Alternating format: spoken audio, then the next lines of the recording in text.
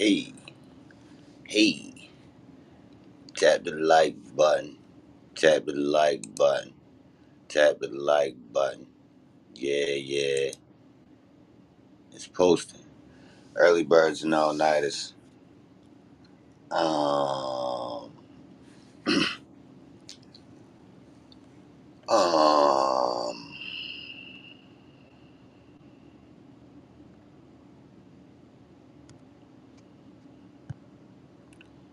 follow the greenhouse. We posted up. Supposed to have a guest coming in. Tap the like button. You already know. You already know. I don't know. Maybe you should ping up. I don't know. Ping up. Share this on social media. Hopefully you It's 9 show up. o'clock. I got faith in him. Somebody contacted me. Said he's gonna come through. Okay. Okay. Share this. I mean, if you can.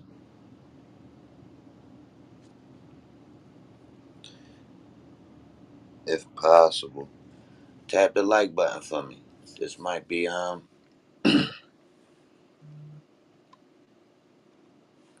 might be something worth listening to.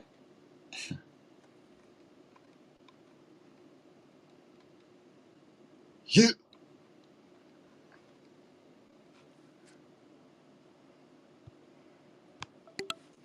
Oh, I got it.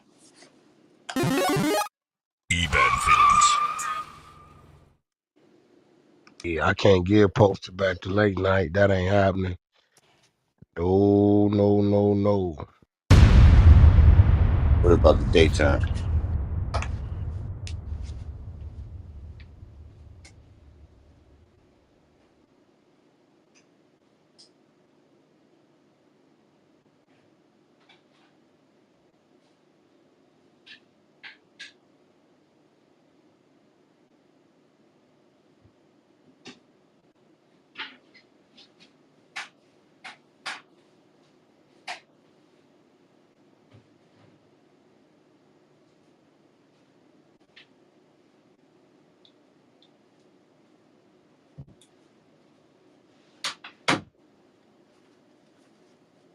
Yeah, I'm here.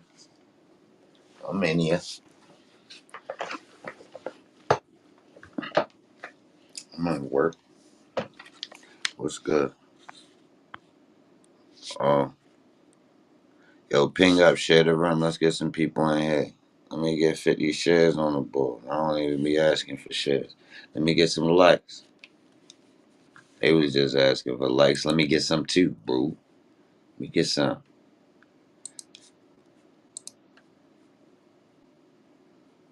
Yo, check this out. We going to need you to tap the like button. And dance, but no, for real, tap the like before posted gets mad and ends the stream like a crazy man. On Pyro. Hmm. On Pyru.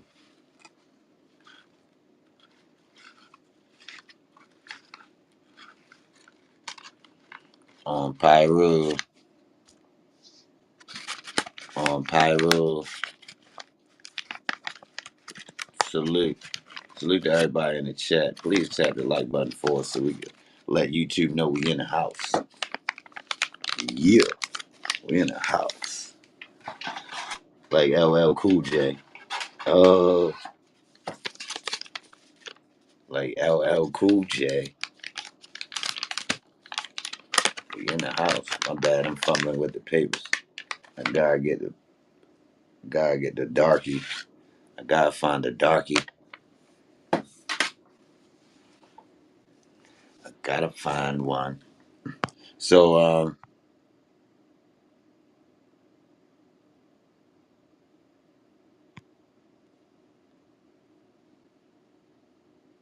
Zone 18, salute.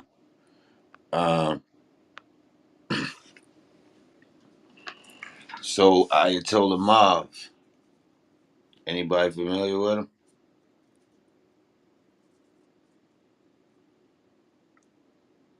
Mm. Well, came across him recently on the net. He popped up on my timeline recently. Um, Seen a couple videos of him in recent time over the last 2 to 3 weeks. Seen one video where he was speaking about Charleston white paperwork. Then I seen another video where he was speaking about Wack. Someone asked him about Wack, talking about him, and he was responding back basically. Yeah, Pyro. Now, I don't remember exactly what he was saying in the interview, but for the most part, he was saying Wack was Wack was trying to say he didn't know who Marv was. Marv in the video where I was looking at, Marv had photos of him, outside in LA, and Wack, him and Wack was at the same spot. And he was explaining that day, they was out there doing some business, whatever it was, but it was his neighborhood they was in. And Wack was actually there, and they had a reason to be there at the same time. So he was explaining that basically Wack might have been reaching a little bit or lying when he was saying he didn't know. Now I ain't looking to I ain't look into his background or try, do research on exactly who he was. I was trusting him, for what he said. So from what he said, he's saying he official Pyru.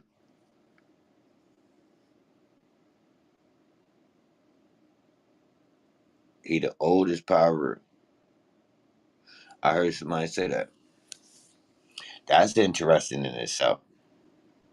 Um, that's another story. But I would like to ask about that. I'm really not interested in the history of of that per se. But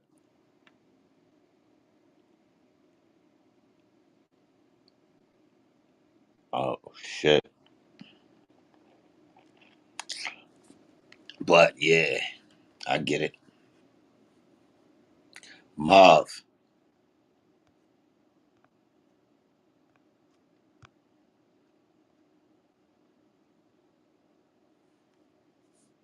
and obviously I must have spelled his name totally wrong.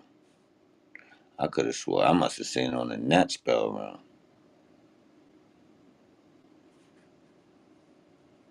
I think it got two L's in it. And an H at the end.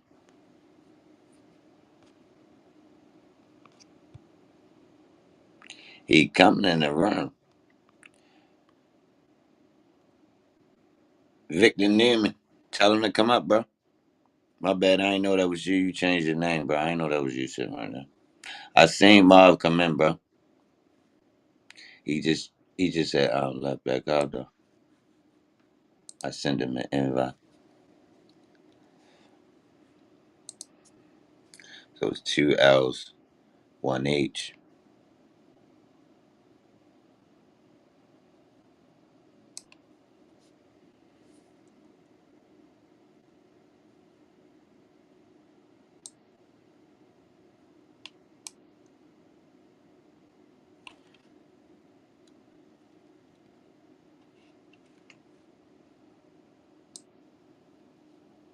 I got it.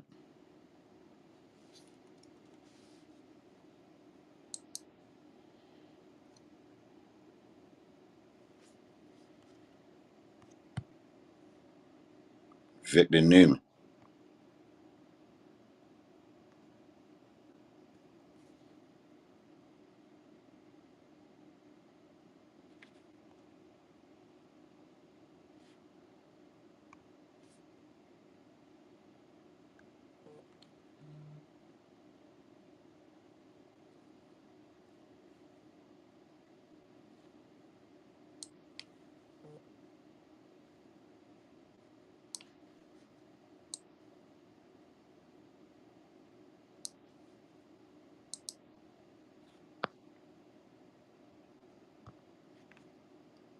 Yeah.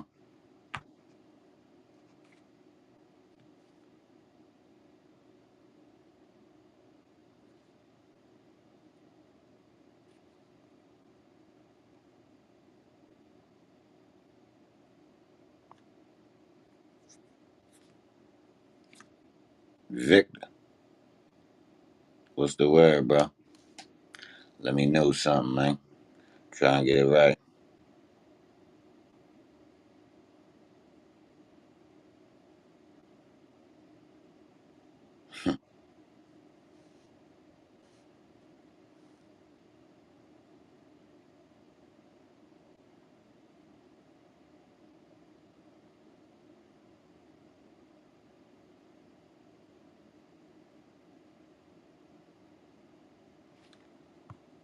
Yo, my mic right.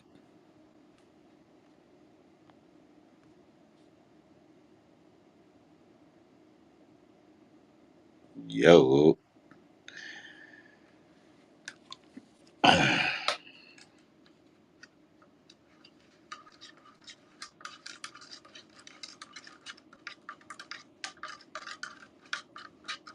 Mm-hmm.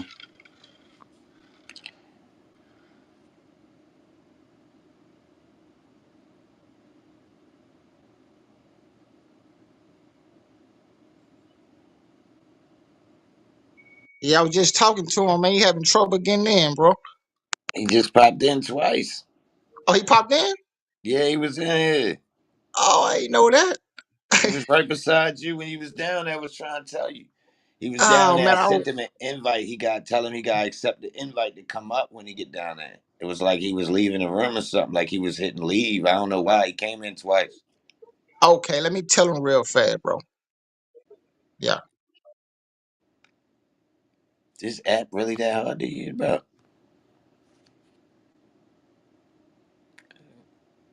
It must look weird when you first come on.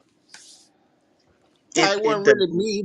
He knew, man. He don't really know how to. I pinged him and everything. I didn't know he was in. I was talking to him as we was doing it, but you know, No, I'm thinking how it looked when you first come, because I'm used to looking at applications, so I'm thinking it must just look weird when you first open it up. I get it. okay. It definitely ain't like no regular phone call.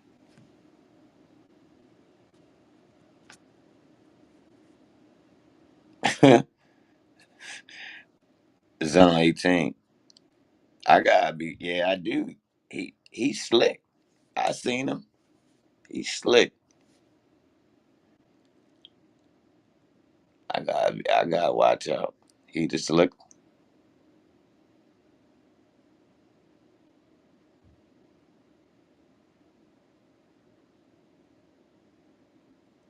Yeah, I seen him. I beat him. He definitely ain't. He definitely ain't slow. Matter of fact, him and Melvin Kahn surprised me the way they was on that law, the way they was busting down Charleston paperwork. To be honest, like yeah, I'm gonna ask him about that.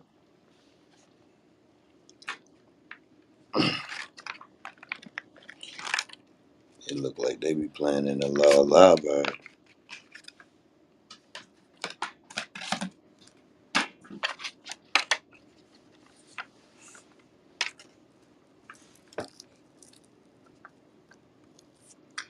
we got some mods in here with the mods at.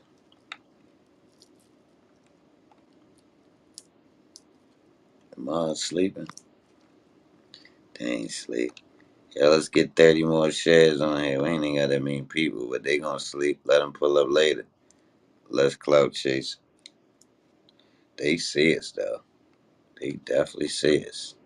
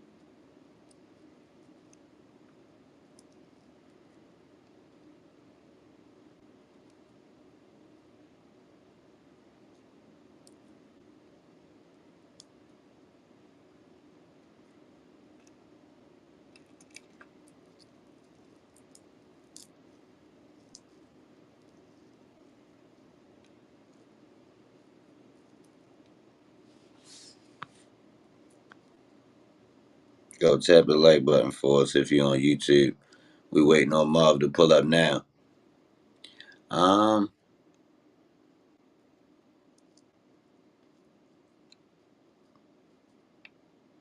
if you was with me this morning, I actually had played one of the interviews with him and Melvin Farmer, a recent interview, where they was talking about the paperwork from Charleston White.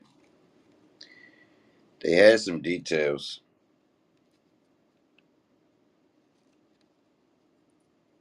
some interesting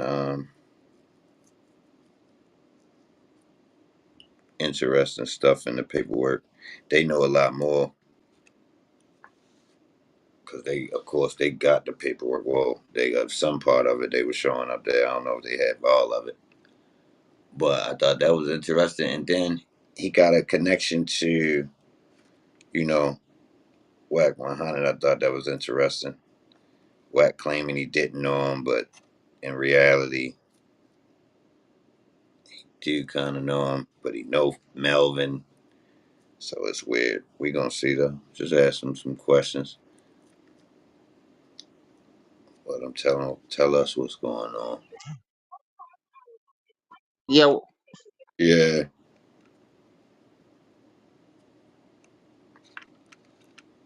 yeah, we here with you, bro.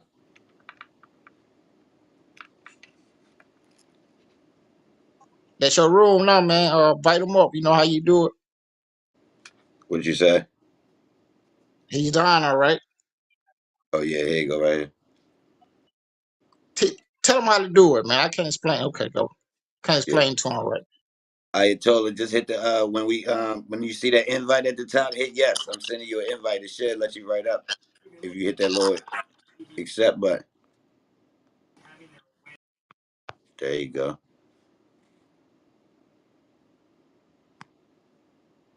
You up now. There you go. Now look. When you want to talk, look at your bottom right hand corner. Ayatollah is down in the bottom right hand corner. You see the little microphone? You unmute that and you live.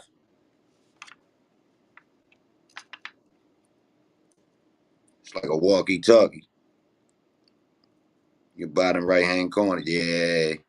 I'm on now. Yeah. There you go. This is like brain surgery. Nah. You got it. You got it. I seen you talking, so you quick on your feet, so you got it. Now that you know, you ain't gonna forget this one. What's up though? I forget it. I forgot what I had for breakfast, bro. Nah, I see you. Nah, you ain't forgetting that much. I see you up there. Hey, look, how you doing though? Man, stand up. They ain't caught me yet. Yeah, I see you. I see you with your yeah, I caught you on the interview with the Death Row jacket on, looking real clean up there. I'm like, okay, I see him. Yeah, we But still we yeah, I still see you. in California. Yeah, look right. I seen I mean, well, over the last couple weeks, your name popped up on a YouTube algorithm real heavy. Is I that right? noticed that. What made you pop up on the internet first? Like, what was your initial wave of coming on the internet recently? What was my initial wave of coming up? What do you mean? Like what made you come on the internet recently? I don't know. All right. Well, when I seen you, I thought it. I ain't know if the first video I seen might have been your initial video you came out on. Your first time coming out on the internet speaking, or you had already been out on the internet. So my first time seeing you speaking, I believe you were speaking on Charleston White. Oh no. My first time speaking is uh with Gangster Chronicle. Mm-hmm. Jan- one of my homies had hit me and told me out of Detroit, it called me and told me that something was said about me in Compton, and I went on Gangster Chronicle to straighten it out. Mm. Now, Uh, how long ago was this? I guess that was about a year and a half ago. Okay. So, recent time, you just happened to come out about this situation. So, since you did that interview that first time, you did any in between? Oh yeah, well after we came to Dallas, Mm-hmm. my only reason to come to Dallas, I had heard about Charleston White through some people were telling me that brother was doing some stuff, and but it had nothing to do with me because he was talking about stuff that happened in LA. And so then one of my friends had shown me that after him and Mob James uh, got into a heated discussion, he went on this Peckerwood Vlad and got to spouting off and got to saying, fuck Buncheral, which is a Mob James brother. And brother died of some political shit that's kind of near and dear to a lot of us. And it was like, Mm. well, why'd he bring up, Mob James? Why'd he bring up Buncheral if him and Mob James was arguing? So what the fuck this dude ever been to Compton? And find out he had never been to Compton before in his life. And then he made a blanket statement. Ain't no nigga from California gonna come to Texas and do nothing. So I got with Melvin Farmer and we got a flight out to Texas and went to see him and ran him out of his own studio. Oh, see, I wasn't familiar with that part. Okay. Oh, so that give me a little bit more background on the why y'all was even speaking on the paperwork. All right, I get it. So he No, was the, he was. the paperwork thing came up when he came on and he made this declaration, fuck these niggas, they all characters, and he was dealing with Monster Cody, he was dealing with Raymond Washington, he was dealing with Tookie, but he still didn't say nothing about uh, Buncheral or nobody from Compton. So I didn't have a dog in the fight when he Mm-hmm. was arguing in the studio. And Melvin like tell him like nigga, he represents Crips, so that was on them. And then he say, can't nobody muzzle nothing that come out my mouth. I'll live and I'll die for what I said. And I told him, no, you won't, nigga. You ain't tested death like that. So it's easy to say. But some of them Mm. put that pressure on you, nigga. You begged for your life. Mm. I understand that. So I seen an interview with you and Melvin recently, and Melvin was saying that he actually y'all was going into his background and how he wound up popping up on Melvin in the first time, and that seemed a little bit odd to me. Like he was claiming Crip, but he wasn't really Crip. Then popped up in L.A. talking to some real Crips. Right, right. He learned how to be a Crip through the book Monster by Monster Cody, 8 Trey Gangster Crip, right? Yeah. So he was a soft little nigga in juvenile detention center. He turned state evidence on his crime partners and got him 99 years. Now he's Got saying he didn't even know these niggas and he don't give a fuck about them. But all this time he's talking about he was the trigger man. He did this and find out everything that he say was a figment of his own imagination. Charleston White has never shot a gun. All the guns that he's propelling with and showing and what he'll do, he ain't never shot nobody. So his story has been created from inside of his criminal his jail cell. He created. Oh, he spent all his time in juvenile. Correct. In juvenile until he was 21 because he turned state evidence on his crime partner. Mm. And he go to show up at the parole hearings. That's what that is. He keeps showing up at. Every time this dude comes up for a hearing, Charleston White comes and says that the lady that her brother that got killed Yeah. in 2006, she says she forgave Antoine and that she had nothing against him. And uh, Charleston White came and said he feel for his life if this dude ever get out of prison, and that's why he was denied a parole again. He was 15 when he got arrested, turned 16. He's 57 now. Whoa. Charleston said he actually scared for his own life. Yeah, Whoa. I wasn't there. That's what the paperwork say. Yeah, yeah, He yeah. he said he was the trigger man, but the paperwork say something else. He showed the police what a gun was. Mm. Interesting. So what about the part where he did his time in that juvenile, right? And then I seen an interview where he said he got out the little juvenile joint at 21, hit the streets, and then got locked up again. Never, So never. that So he don't got no more charges. That's the only And one. that's why he got guns and stuff. He has nothing but he has a juvenile. He never was sentenced in a criminal court as a felon. Mm. Well, let me tell you what he said on his interview. He claimed he got caught with some pounds of some grass out of state somewhere, and this wasn't too long ago. He had dreads on this interview when I was looking. It was like 2017 or 18, maybe 19, maybe. It wasn't that long ago because it made me look at the date when he said it. Like what? I never heard this part of his story. So yeah, he said this out his mouth. Yeah, he say a lot of shit out his mouth, but the facts don't show it. He ain't on parole. Facts, and that's Oh, what I said. I said, yo, this he don't got make busted with sense. some pounds of weed. Who else did he tell on? That's what I was saying. I said, yo, hold on, yo. If you was locked up for that, what he said he was locked up for, and you got out like that, that means you got backup time. So if you got caught on the road with some work, you was going to have to go sit back down, bro. Like I don't see how that'd work. Man, uh, he got a bunch of question marks, but he just like he say, he's a shock jock. He'll say anything to get a rise. You got some people doing this really the COVID environment uh, is another form of the gang truce that we had here in California in 1992, right? Um, After the gang truce, some dudes that really all their life they wanted to wear blue, but they lived in a red neighborhood. They was allowed to wear red, and all the Crips was allowed to wear, all the Bloods was allowed to wear red, blue, and the Crips was allowed to wear red. And these coward niggas, they didn't do it before the gang truce, right? Right.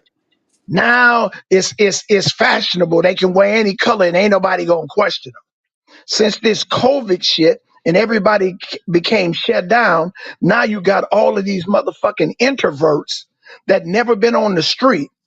They get on these podcasts and shit and get to talking a gang of shit and become any kind of gang banger they are in the world. So these dudes is getting, how in the fuck is you on the motherfucking pod? Yeah, I'm gonna be at so and so and some nigga ride up and blow your motherfucking brains out. It's These funny you internet said that. gangsters is costing them their own fucking lives.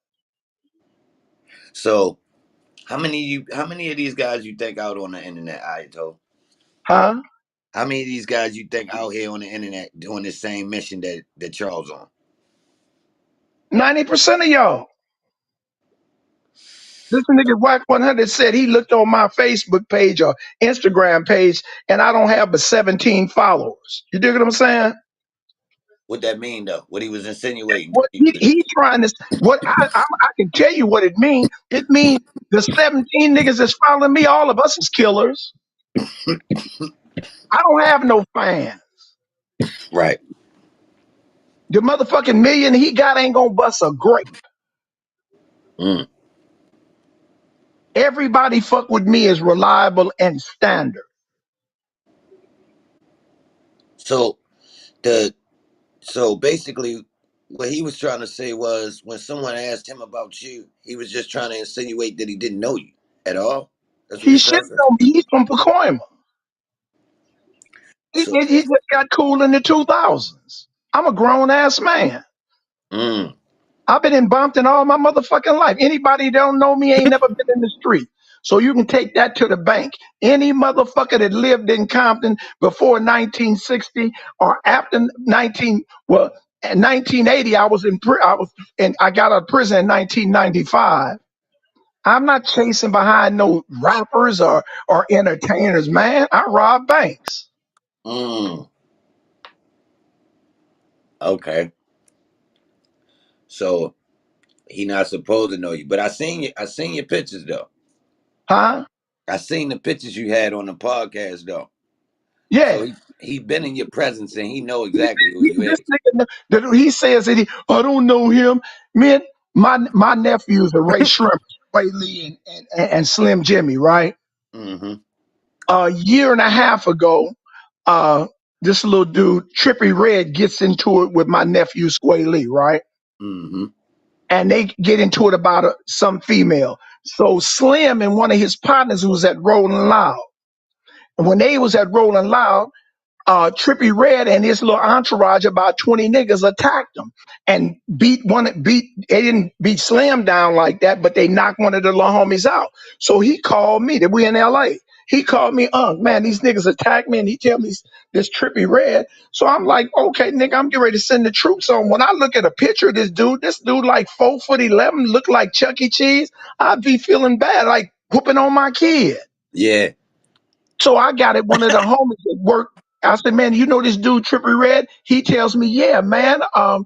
WACK 100 is doing something with him with Blueface. I said, well, man, my nephew got into it with him. He just want a fair one with him. So he said, man, let me put Wack on the phone. He gets on the phone with big homie. What's up, man? What you need? I'm like, okay, bro, check this out. This is what's happening. Yakety, yakety, yak. He said, well, man, I'll get back with you. He calls me back.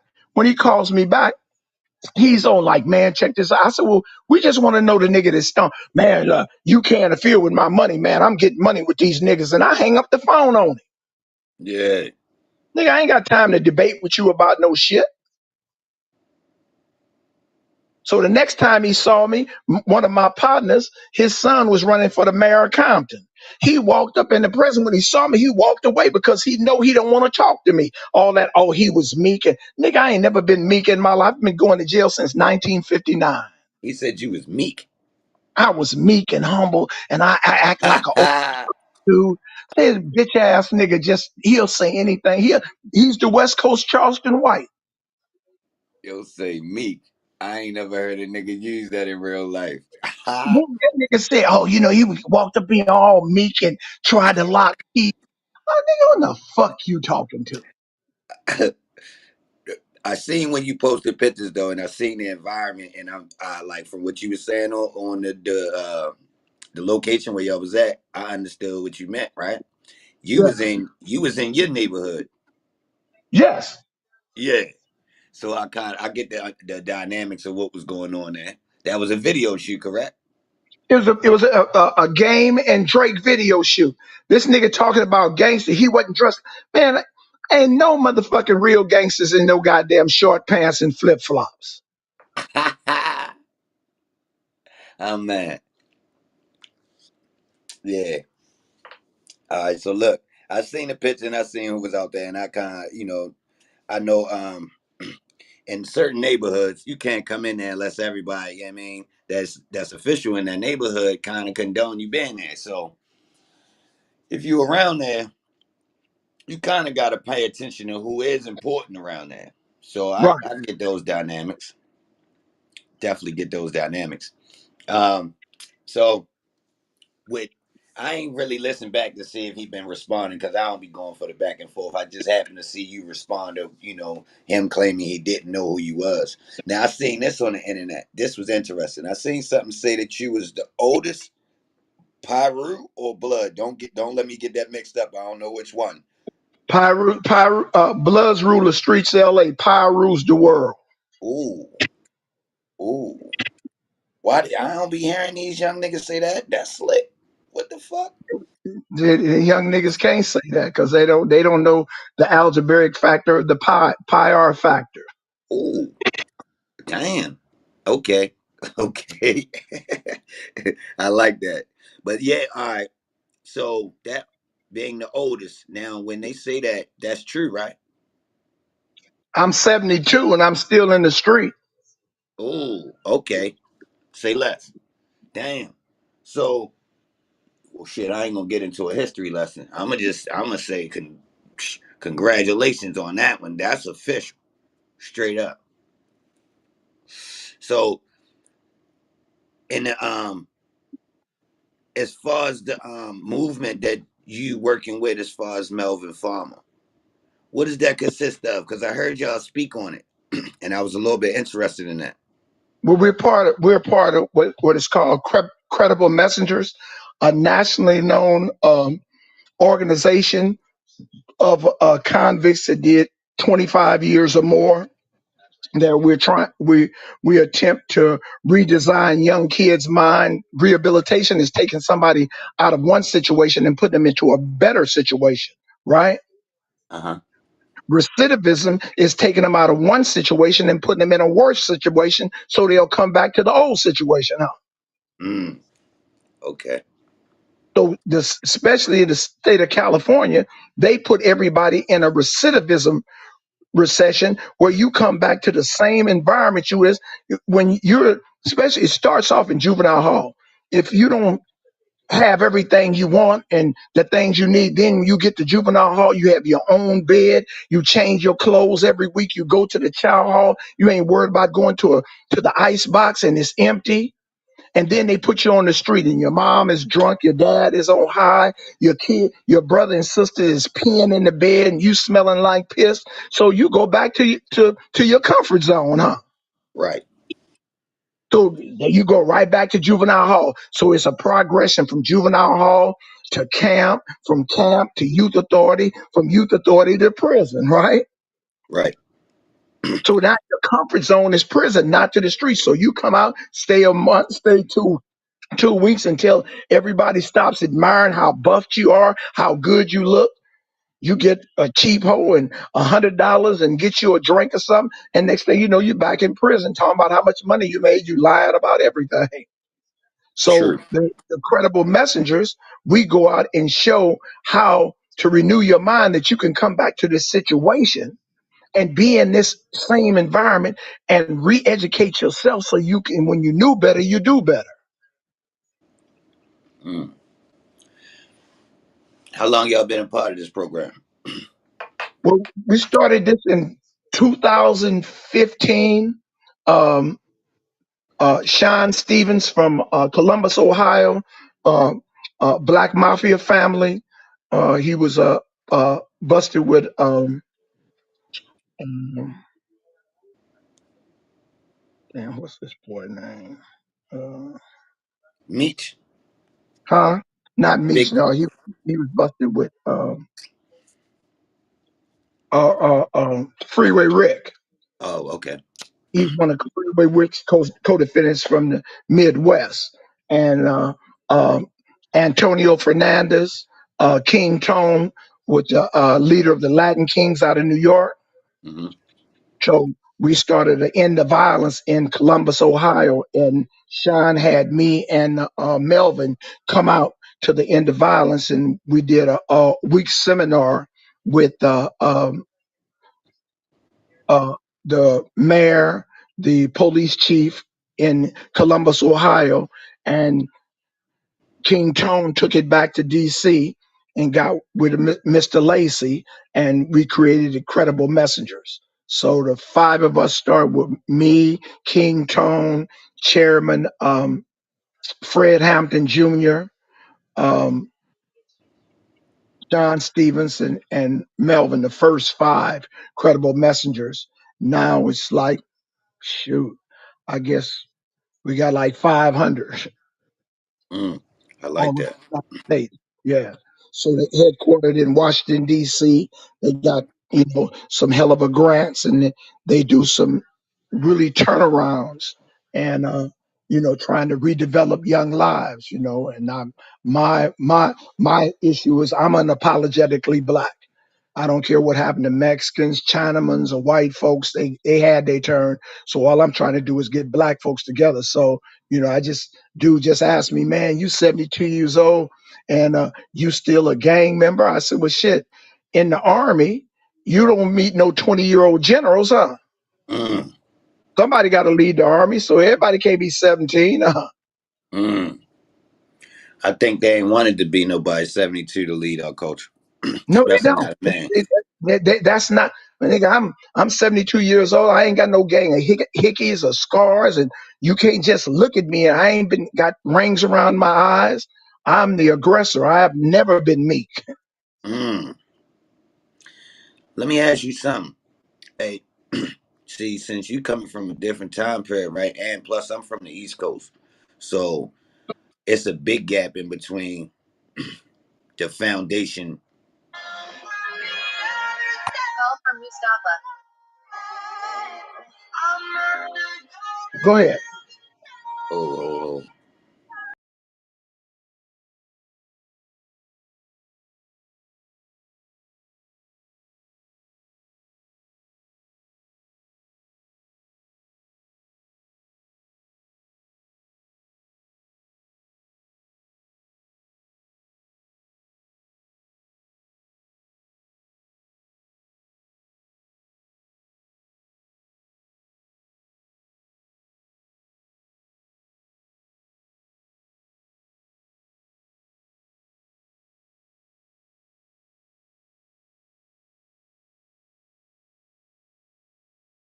So, I wanted to ask somebody like that's older than me.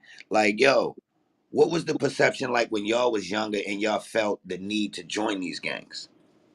Well, see, when we started off. There's always been gangs. After Hmm.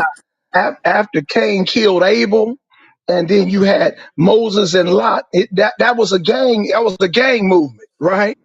Mm, So biblically, we've been had gangs ever since Cain killed his brother Abel, right?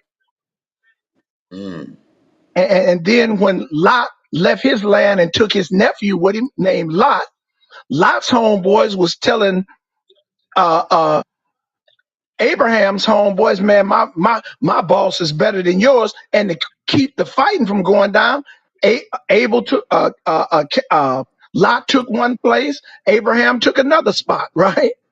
uh-huh.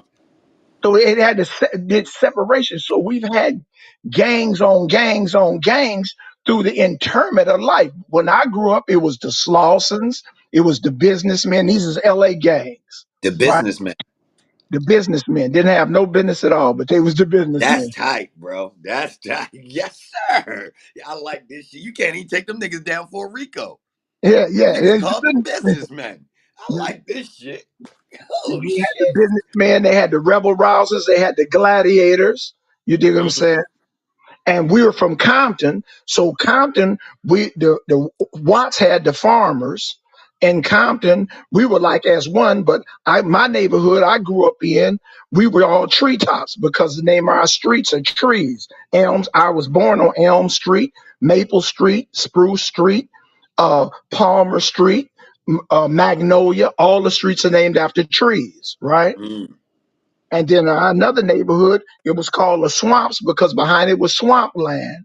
And then another neighborhood, which is Nutty Block now, it was originally called Boot Hill because their neighborhood was right in back of the graveyard. Mm. Okay. So so So, but so we had gangs, and it was not interminable. You know, it was like, but y'all had gangs all along. You dig what I'm mhm. saying? Before, but you had organizations. Okay. Nicky Bonds, Yeah. uh, Frank Matthews. These dudes they've been banging gang organizations, black organizations on the East Coast since the 30s. Mm. Right. So Right. I heard WACK 100 trying to diss some brothers from the East Coast from New York. Man, y'all don't know nothing about gang banging. We ain't making a dime out of killing each other. Right. Everything the East Coast ever did, it was for purpose of money. Mm. So you say the West Coast gang banging, you don't think that's for money? We ain't got a dime. What Pyru been established for over 50 some years, bruh.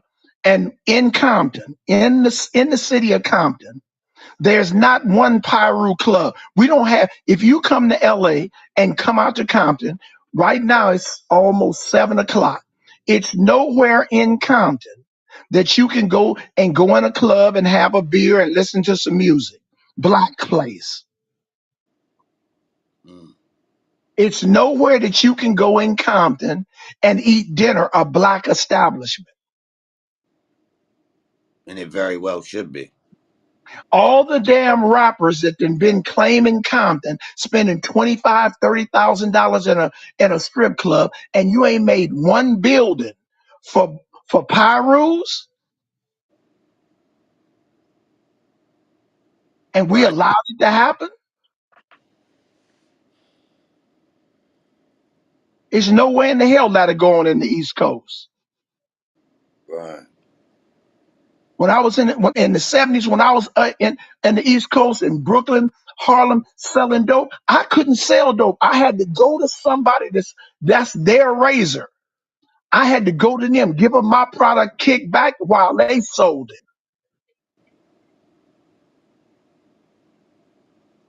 California, you can come out here and pitch a tent and do what the fuck you want to do, and the nigga ain't gonna say shit about it. See, we don't look at it like that though. It don't seem like that. What you mean? Well, see, well, I'm gonna say to somebody like me that's never touched foot over there to actually see the actual streets myself from the movies.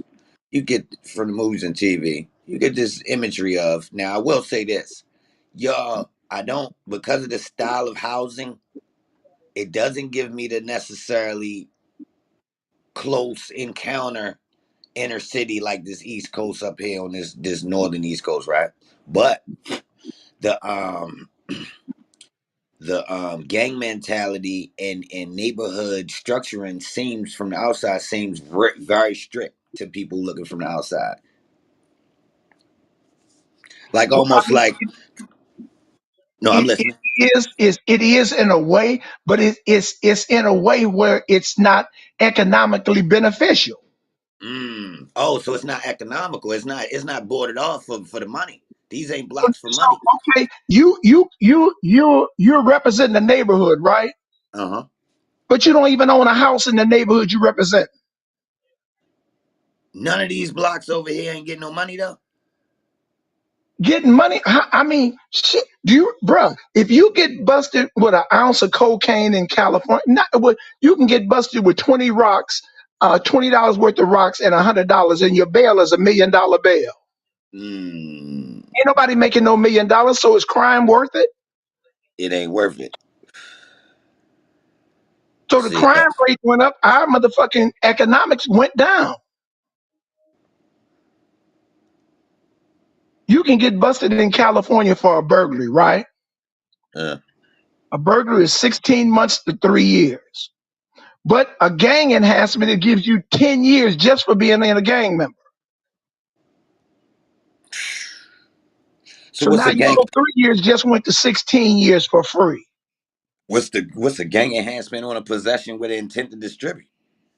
No, sir. It's a gang enhancement is that you're a known gang member and that you're on gang file and they give you 10 years for being stupid, for getting caught like. Ah, okay. So,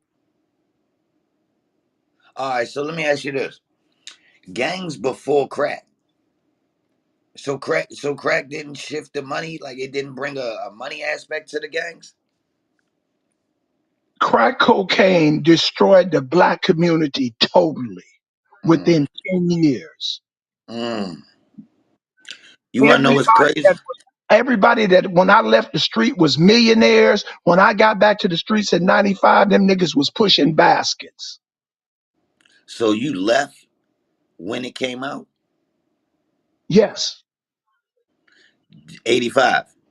I left in 1979. Oh, ho, ho, ho. So now is it officially crack on the streets or are they just freebasing at this time? They were going when I left, it was starting freebasing. 1980, they started crack cocaine. Damn. 1990, it was a plague. How long you think? All right. Which state you think got the crack first? What do you mean? Who got it first? Like you think it's or originated in one state or it might have sparked in No, some it started multiple. off.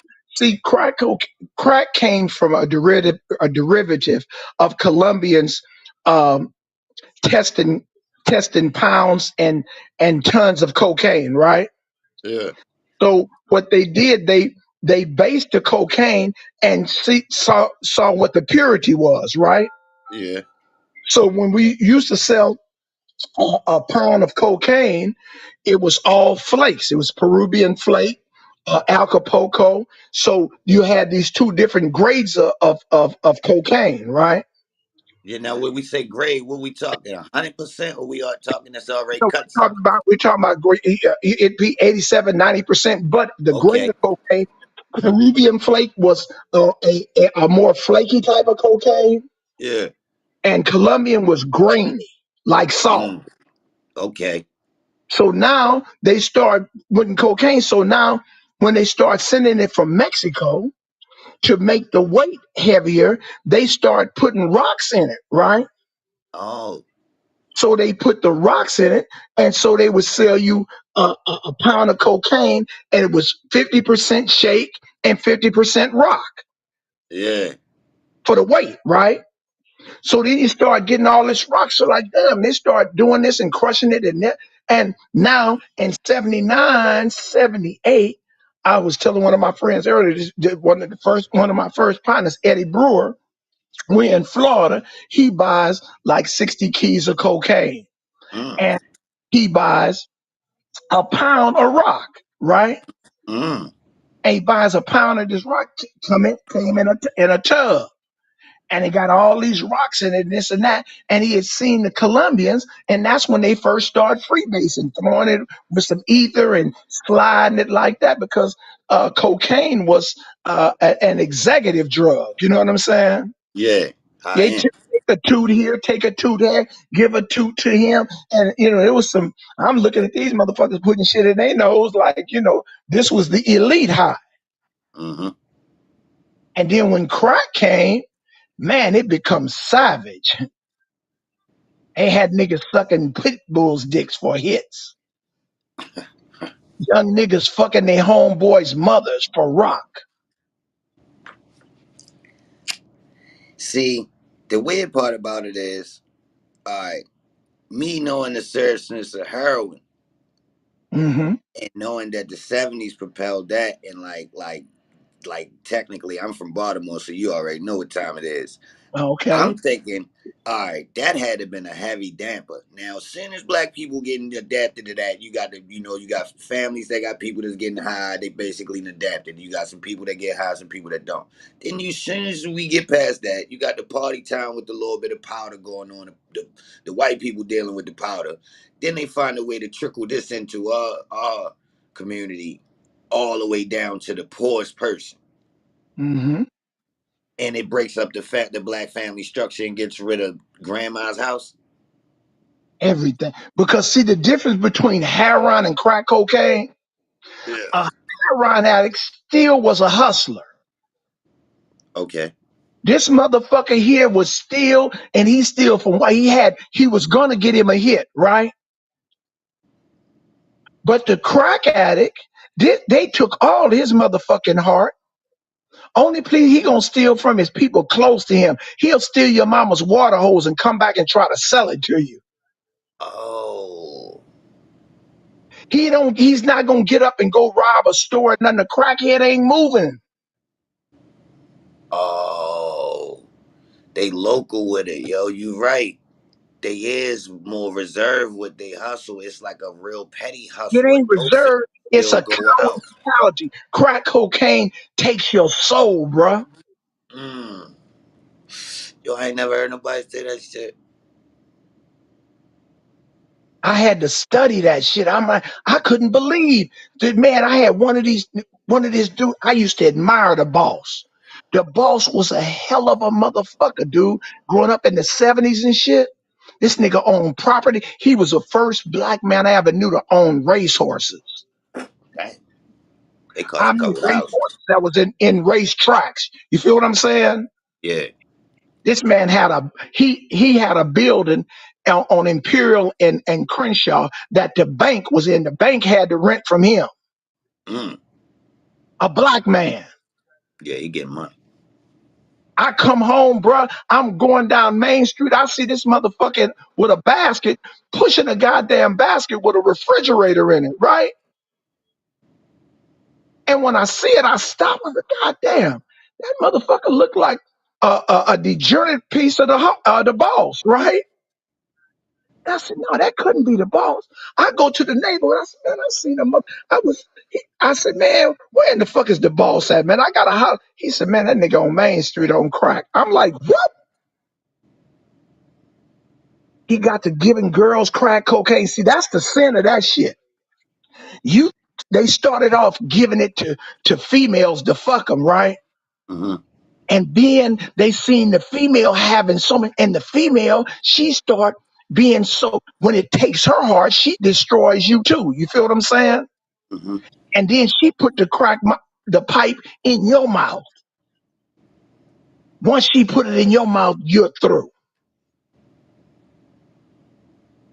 So, Marv, let me ask you. I seen something one time where it said that it was a possibility that this was made in a lab in California, at a college. No, it was made in Colombia. It's a derivative from coke. The Contra Costa and the CIA brought it and put it down in America. But yeah, no, Mm, it it glorified itself. It was the biggest thing right in California. And we spread it out because California was magnified as Hollywood, and it was the quickest way to get Negroes, and they took it back south in the East Coast. mm, It's just like I'm telling you now. Y'all been gang members, organized gang getting money before we even thought about it. mm. And now you're reverting to some retarded shit you seen on TV to not get no money, fucking with Bloods, Crips, Nine Deuce, this and that. How in the fuck do you revert like that? Well, it seemed like the goddamn everybody's gangs is spreading everywhere. So Chicago's gang is going every goddamn way. Y'all gang is going everywhere. I wouldn't And doubt if some of these gangs start popping up over there. that's the terrible thing about it. We take on all Peckerwood's worst habits. We don't take on their best habits of getting money and get unity. Mm, Chicago now they gotta have more murders than California.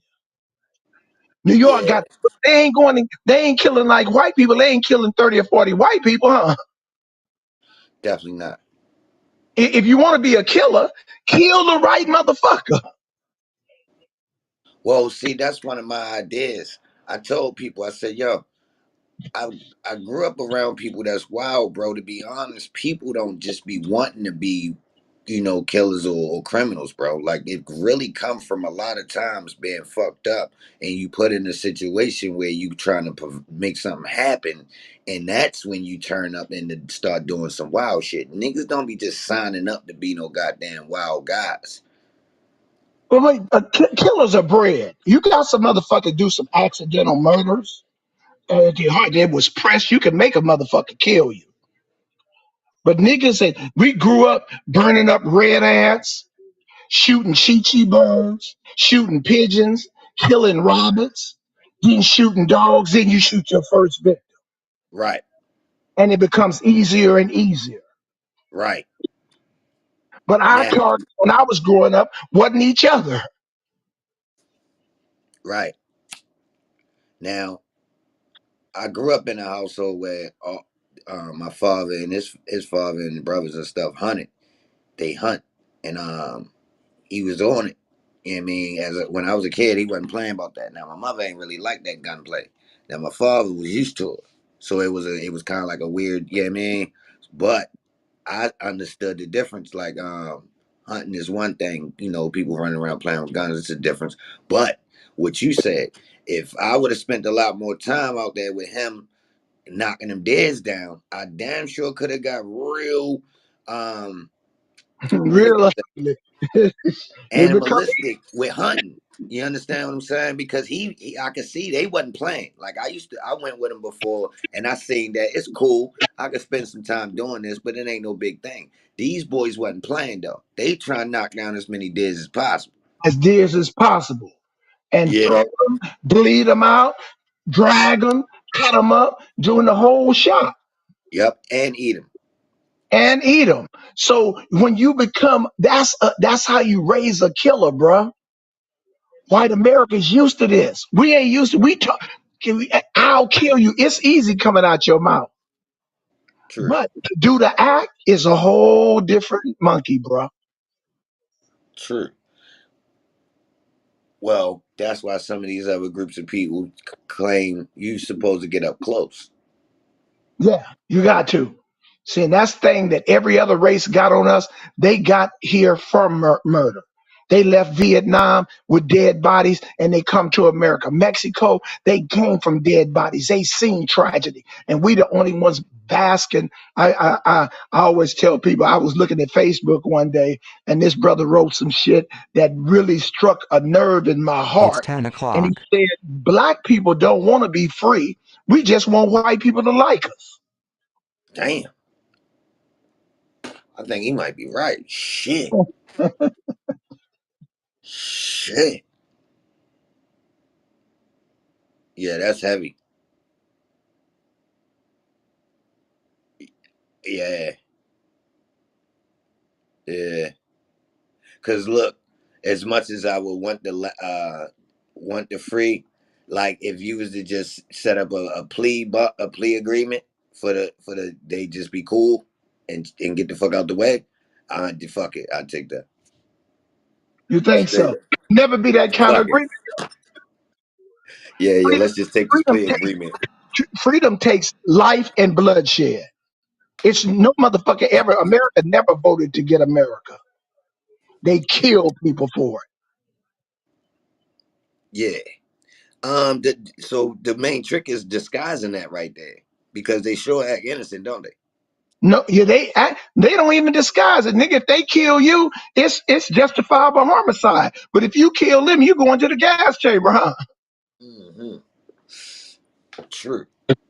If you look at the U.S. Army, and when you pledge yourself to the U.S. Army, I had a girl one time. She was a sergeant major in the Army, right?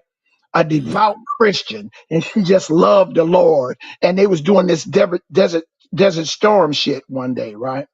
And she was telling me she had to mount her troops so they could go over to Desert Storm. I'm with the Nation of Islam, right? I'm a Muslim. I feel like my battle's right here. So I asked her, I'm like, man, wait a minute. You gonna send somebody? Oh, well, my contract. And when I showed her her contract, right? And the contract says in the Army, the contract that you sign, it says you will protect the shores of America, right? So the shores of America in California is Long Beach. Anything out of the shores is called maritime law. It got nothing to do with California. So why in the fuck is we over in somebody else's country killing on them about their business? Mm. And they justify it. I just told a white lady yesterday, she was telling me a housing complex in Compton. And I asked her, I said, well, how many blacks have registered new houses over on the West Side Piru Hood, right? So she said, Hmm. oh, it's very diverse. I said, well, diverse don't mean black. What the fuck you mean diverse? I said, well, I'm unapologetically black. Compton was the first black run city west of the Mississippi's. I said, lady, I said, would you work every day and not get paid? She like, well, no. I say black people has been in every war since Plymouth Rock. And out Damn. of these states, we ain't got one. We don't deserve one. You know what I'm saying? I said that. I said, yo, they should let us get a state. I said that recently, Mom. Real shit. I said, yo. We don't, because we just want white people to like us. You come to California, bro, it's little Saigon, little Armenia, little Bogota, little Chinatown. Where's little Negro land? Poor, dirty. No, and Compton used to belong to black. We was the first black run city west of the Mississippi. Now it's all Mexicans. Well, they making some serious moves over here too. I just be choosing to act like I don't see them, but they coming over here. Yo, they coming up, man. America belonged to them first. You know what I'm saying? And they coming to get it back. I ain't mad at them. I am kind of, but Nah, I think they gonna look. I think they might share a little bit. We might have to just pull that play like, yo, let us get this over here. Chill, bro. brother. Y'all got But that, and we got let this over here. let me give you some history of loyal Negroes. Right, Yeah, during slavery, the Indians took us in. Right, yeah. we was running from the Peckerwood, and the Indians took us in. Once the Indians took us in, some of us fled to Mexico, and the Mexicans took us in too, right? Mm-hmm.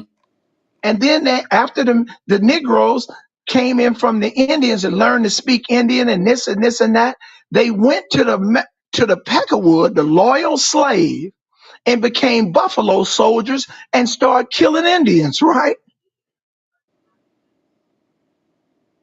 Mm.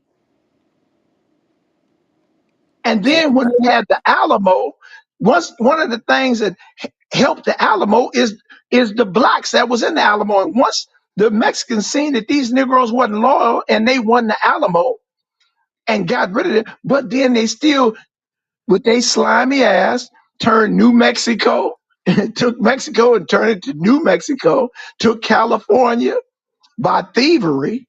So now, why do another race have to give any relevance or dignity to blacks? We ain't been loyal to nobody but this peckerwood. And it's just like they say with a man dealing with a woman. The worse you treat her, the more she like you.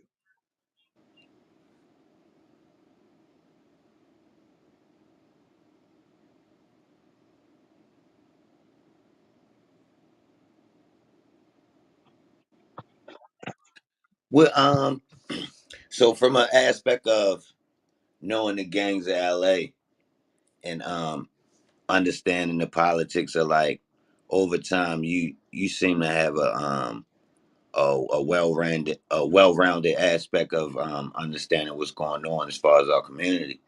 What what you see happening with the social media and the information that's being put out, because there seemed to be an uptick in the some of the people from the streets starting to come on the internet and have conversations with people about what's been going on the streets in previous years and kind of like coming up to date. So I've been thinking like it seemed like the normal civilians are starting to interject their opinion a lot on what the streets have this the streets got going on in our community. What you got to say about like some of that stuff like social media and all of the street stuff coming on to the internet? And that's part of our big problem. Negroes are always opinionated. You know what I'm saying? We Mm, on the media right now, just like Master P was saying about Clubhouse. And he just said it last week that Clubhouse became $1 billion corporation, right? hmm Off the backs of blacks, and y'all ain't getting a dime off of it. You have to bring all these type of things. So we bring in all of these opinions and conversation that does not build any edifices of our social becoming, building better. You don't hear old Mexicans talking bad about the young Vatos. True, You, you don't hear older whites talking about young Aryan brotherhoods or the Peckerwoods or the Hells Angels. Only true, thing you hear is Negroes talking about other Negroes. true. We're the world's entertainment. I agree. So the conversation should be more a developing situation more than some type of comedy show. So if we challenge each other on the media, let one hood build a house better than the other hood. Mm, Let us say that, yeah, nigga, you talking about your hood is we just opened a bank up. We got a thing right now called the Black Unicorn Factory, right? hmm The Black Unicorn Factory. We're a private IPO business. The first, you ever heard of a unicorn stock?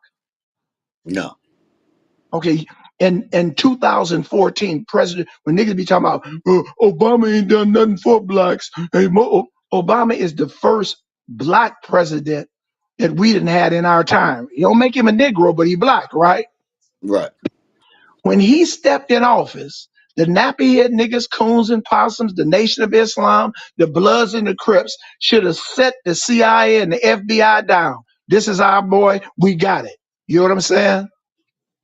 Him and Michelle had to go through 8 years of scrutiny, bro. They couldn't even have sex because everything in their life was tapped. And if she got down moaning and groaning, they would have had it on the media.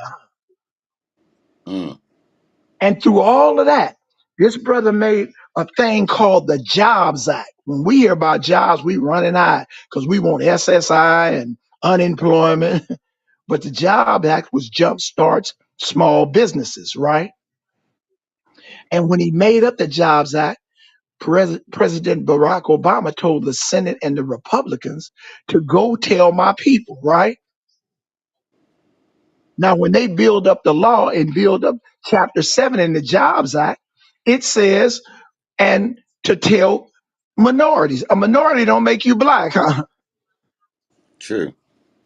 So everybody knew about the Jobs Act but niggas. So you could take big, you heard of Black Wall Street, right? Yeah. Okay, Black Wall Street was one of the pinnacle black communities that white America had to get rid of because they couldn't do nothing with them. They say in Black Wall Street, the money passed between black hands 19 times before it got back to whites. Right. Now I heard of that. So once they tore it down, God did something else. He tore Peckerwoods down and he did something called the Great Depression, right? Yeah. 1929, shut Wall Street ass down. 1932, Franklin Delaware Roosevelt did a thing called um, the New Deal. And the New Deal, all we know about the New Deal is SSI and Social Security, right? Hmm.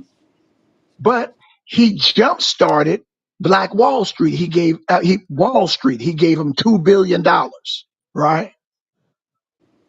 Once he gave him $2 billion in 1933, it came a thing called the SEC, Securities and Exchange Commission, the white police, and they were determined that it would never be another Black Wall Street.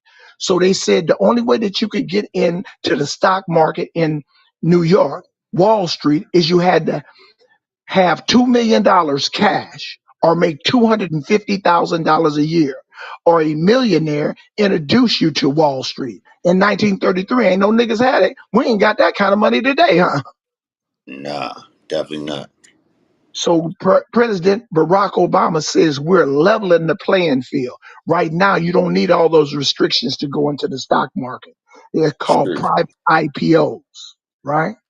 So that's what opened up the availability for these smaller apps to allow regular people to get stocks. Right. So what it did is in 2016 they came up with these things called unicorns, right? Hmm. Facebook is a unicorn, Okay. WhatsApp is a unicorn, Grubhub is a unicorn. Any private IPO stock that becomes $1 billion corporation is called a unicorn, right? So they say they find 360 unicorns a year in the world, and What with? today we're the Oh, first black unicorn factory. so these unicorns are special things that are found and they valuable, and you only find. They're $1 billion corporations. So you said 360 a year? They find 360 a year at the most. They average one a day. You could look at it like that. One a day, huh? 365 a year. Yeah. Yeah, buddy, In I in like the these whole figures. world. In the whole world, not in just the United States. Yeah, I'm with you. You So know what I'm you gotta saying? look. Yeah, yeah, that's slick though. You know. Hmm. So we haven't got any part of that. Have you heard of Robert Ursovic? No, never heard He's of that. you ever seen Shark Tank? Yes. So the guy on Shark Tank, Robert Ursovic, he left Shark Tank, right? Which one? The Russian dude or the short stocky kind of wild like kind of snobby white girl? No, that's Mr. Wonderful, the kind of Russian dude. Oh, all right, yeah, yeah, yeah. He ain't talk a lot. Right, Robert. So he got a thing. He went on Facebook. I mean, on YouTube a year and a half ago, and Yeah. he started a thing called Angels and Entrepreneurs, right? Uh-huh. And he says, when I find you a unicorn, you will be rich. Your generation will be rich forever. When I find you a unicorn, right? He didn't say when. He said when I find one. He didn't say no data. His first 12 hours, people invested $750,000 to him to find a unicorn, right? Yeah. Unicorn stock is the only stock that you get. It's like Apple stock. Everybody that put $1,000 in Apple when Apple first started, they got 1,000 times their investment. So that's what a unicorn should do. That's what a unicorn does. So Right. my partner was in the federal penitentiary. He told me about this in 2014. 2020, he called me. Hey, Marv, I'm home. I'm home. He said, yeah, man, we giving him a crank. He was out of 3,000 dudes. He was one of 74 out of Turner Island's federal penitentiary that didn't have COVID. And they sent him back home to do house arrest, right? And he said, fuck finding unicorns. We're going to build them. Damn. Our first 16 unicorn. My company is called Potts Grove Farms. I'm a virtual cannabis business. So when you get a chance, go into pottsgrovefarms.com and you'll see what I do. Say that again. Pot, POTTSGROVE, farms, FARMS.com. Pottsgrovefarms.com. Okay, Potts Grove Yeah. Farm. And Okay. go to blackunicornfactory.com. Black Unicorn Factory. I like it. That sound right. We're getting ready to change the dynamics on, like Barack Obama said, we're getting ready to close the wealth gap. Yeah. This is how we close the wealth gap. If you follow me for equity for 1 year, when you when you go into my website, and you'll see sign up, and you'll see uh follow me for equity and get unfollowed, you'll get $150 of stock in my company, right? Mm-hmm.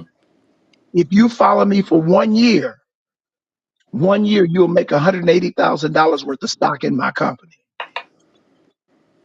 In 16 months, you can pull out and get your $180,000. If you stay with me for 22 months, in 24 months, your $180,000 will be $1,800,000, right? Damn. A guy corrected me the other day. In 2021, the cannabis business made $167 billion, right? Yeah. It is by 2024, the cannabis business will make $960 billion, right? Yeah. I was corrected the other day by a mathematician. I say if I didn't make the 1% of $960 billion, it would be 96 million, right? Damn. But he corrected me. He said, no, Marv, you'll make $96 billion. Oh, 1%. 1% of a Oh yeah. 960 billion. Well, shit. Then that means we could go for the point one. And look, if I can't make but 1% of something, I might as well get a job, huh? Yeah. So if I can't do but 1%, nigga, of the cannabis business, I'm in the wrong business. I sold dope most of my life. Shit. So why you don't get the strain? Huh? Why you don't get the strain? The strand what? You see the game that they running with the branding with the strains? But bruh, check this out. Why would I do that? I told you I got a virtual cannabis business, right? Ish, to tell us how that works. A virtual cannabis business. I don't give a damn about a strain. Have you ever heard of some men called Cisco and Ebert? Yeah, Cisco and Ebert, they used to be on the movie. They were movie critics, right? I like them niggas. And they make or break a movie, right? I want to be these niggas for weed. I But am these niggas for weed. nah, I'm the guy, bro. Nah, bro. Hold up. Where the fuck is this application at? Application. Yeah, I want in. I want to grade the weed. That's what I do. Potts Grove Farms, we analyze dispensaries and growers. If Whoa. we got one of the dispensaries in Seattle, Washington, is Mm-hmm. called the Walmart of cannabis, right? Mm-hmm. Now, if 50,000 of my followers, I have them put thumbs down on Grow One for a whole month, right? Yeah. If I just get 50,000, it may not put them out of business, but it'll fuck with their business, huh?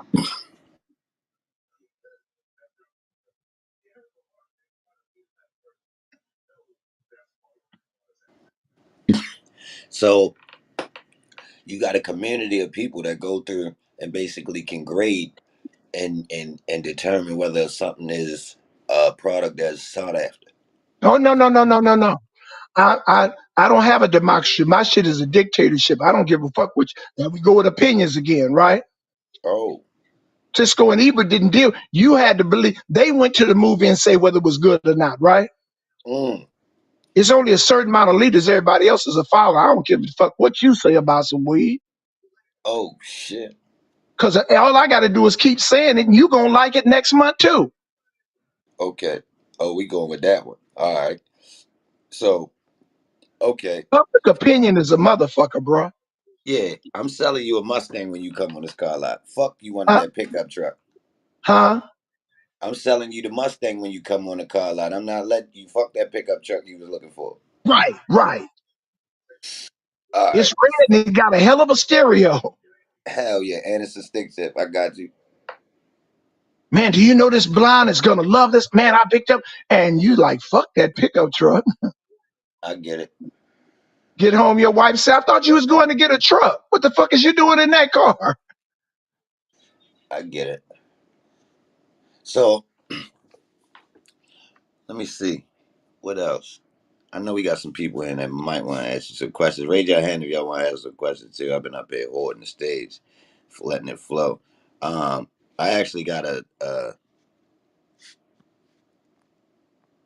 decent understanding of where you're coming from too, as far as with the the social media and your opinions on what's going on the current topics you were speaking on the internet too. I see what's going on. What's your current status with the overall gang culture and how it's being promoted through music? Like you see, it's a lot of these Ricos that's popping up and they attaching it to the gang lifestyle. What's your opinion on that? Well, it was orchestrated by the government again. Here they dictate what we do and what we say and how we say it. I was on Warner Brothers in 2005, and I had an artist out of New Jersey, and Mm-hmm. he had this record called "She's a Virgin Too," right? And it talked about these girls that he met in these different states and how they was sexy and this and that, but it didn't make them hoes, right? Mm-hmm. So Tom Waller them said, look, we can't they want all black women to be bitches, right? Yeah. So he said, look, we don't want no rap music that's higher than a fourth grade education.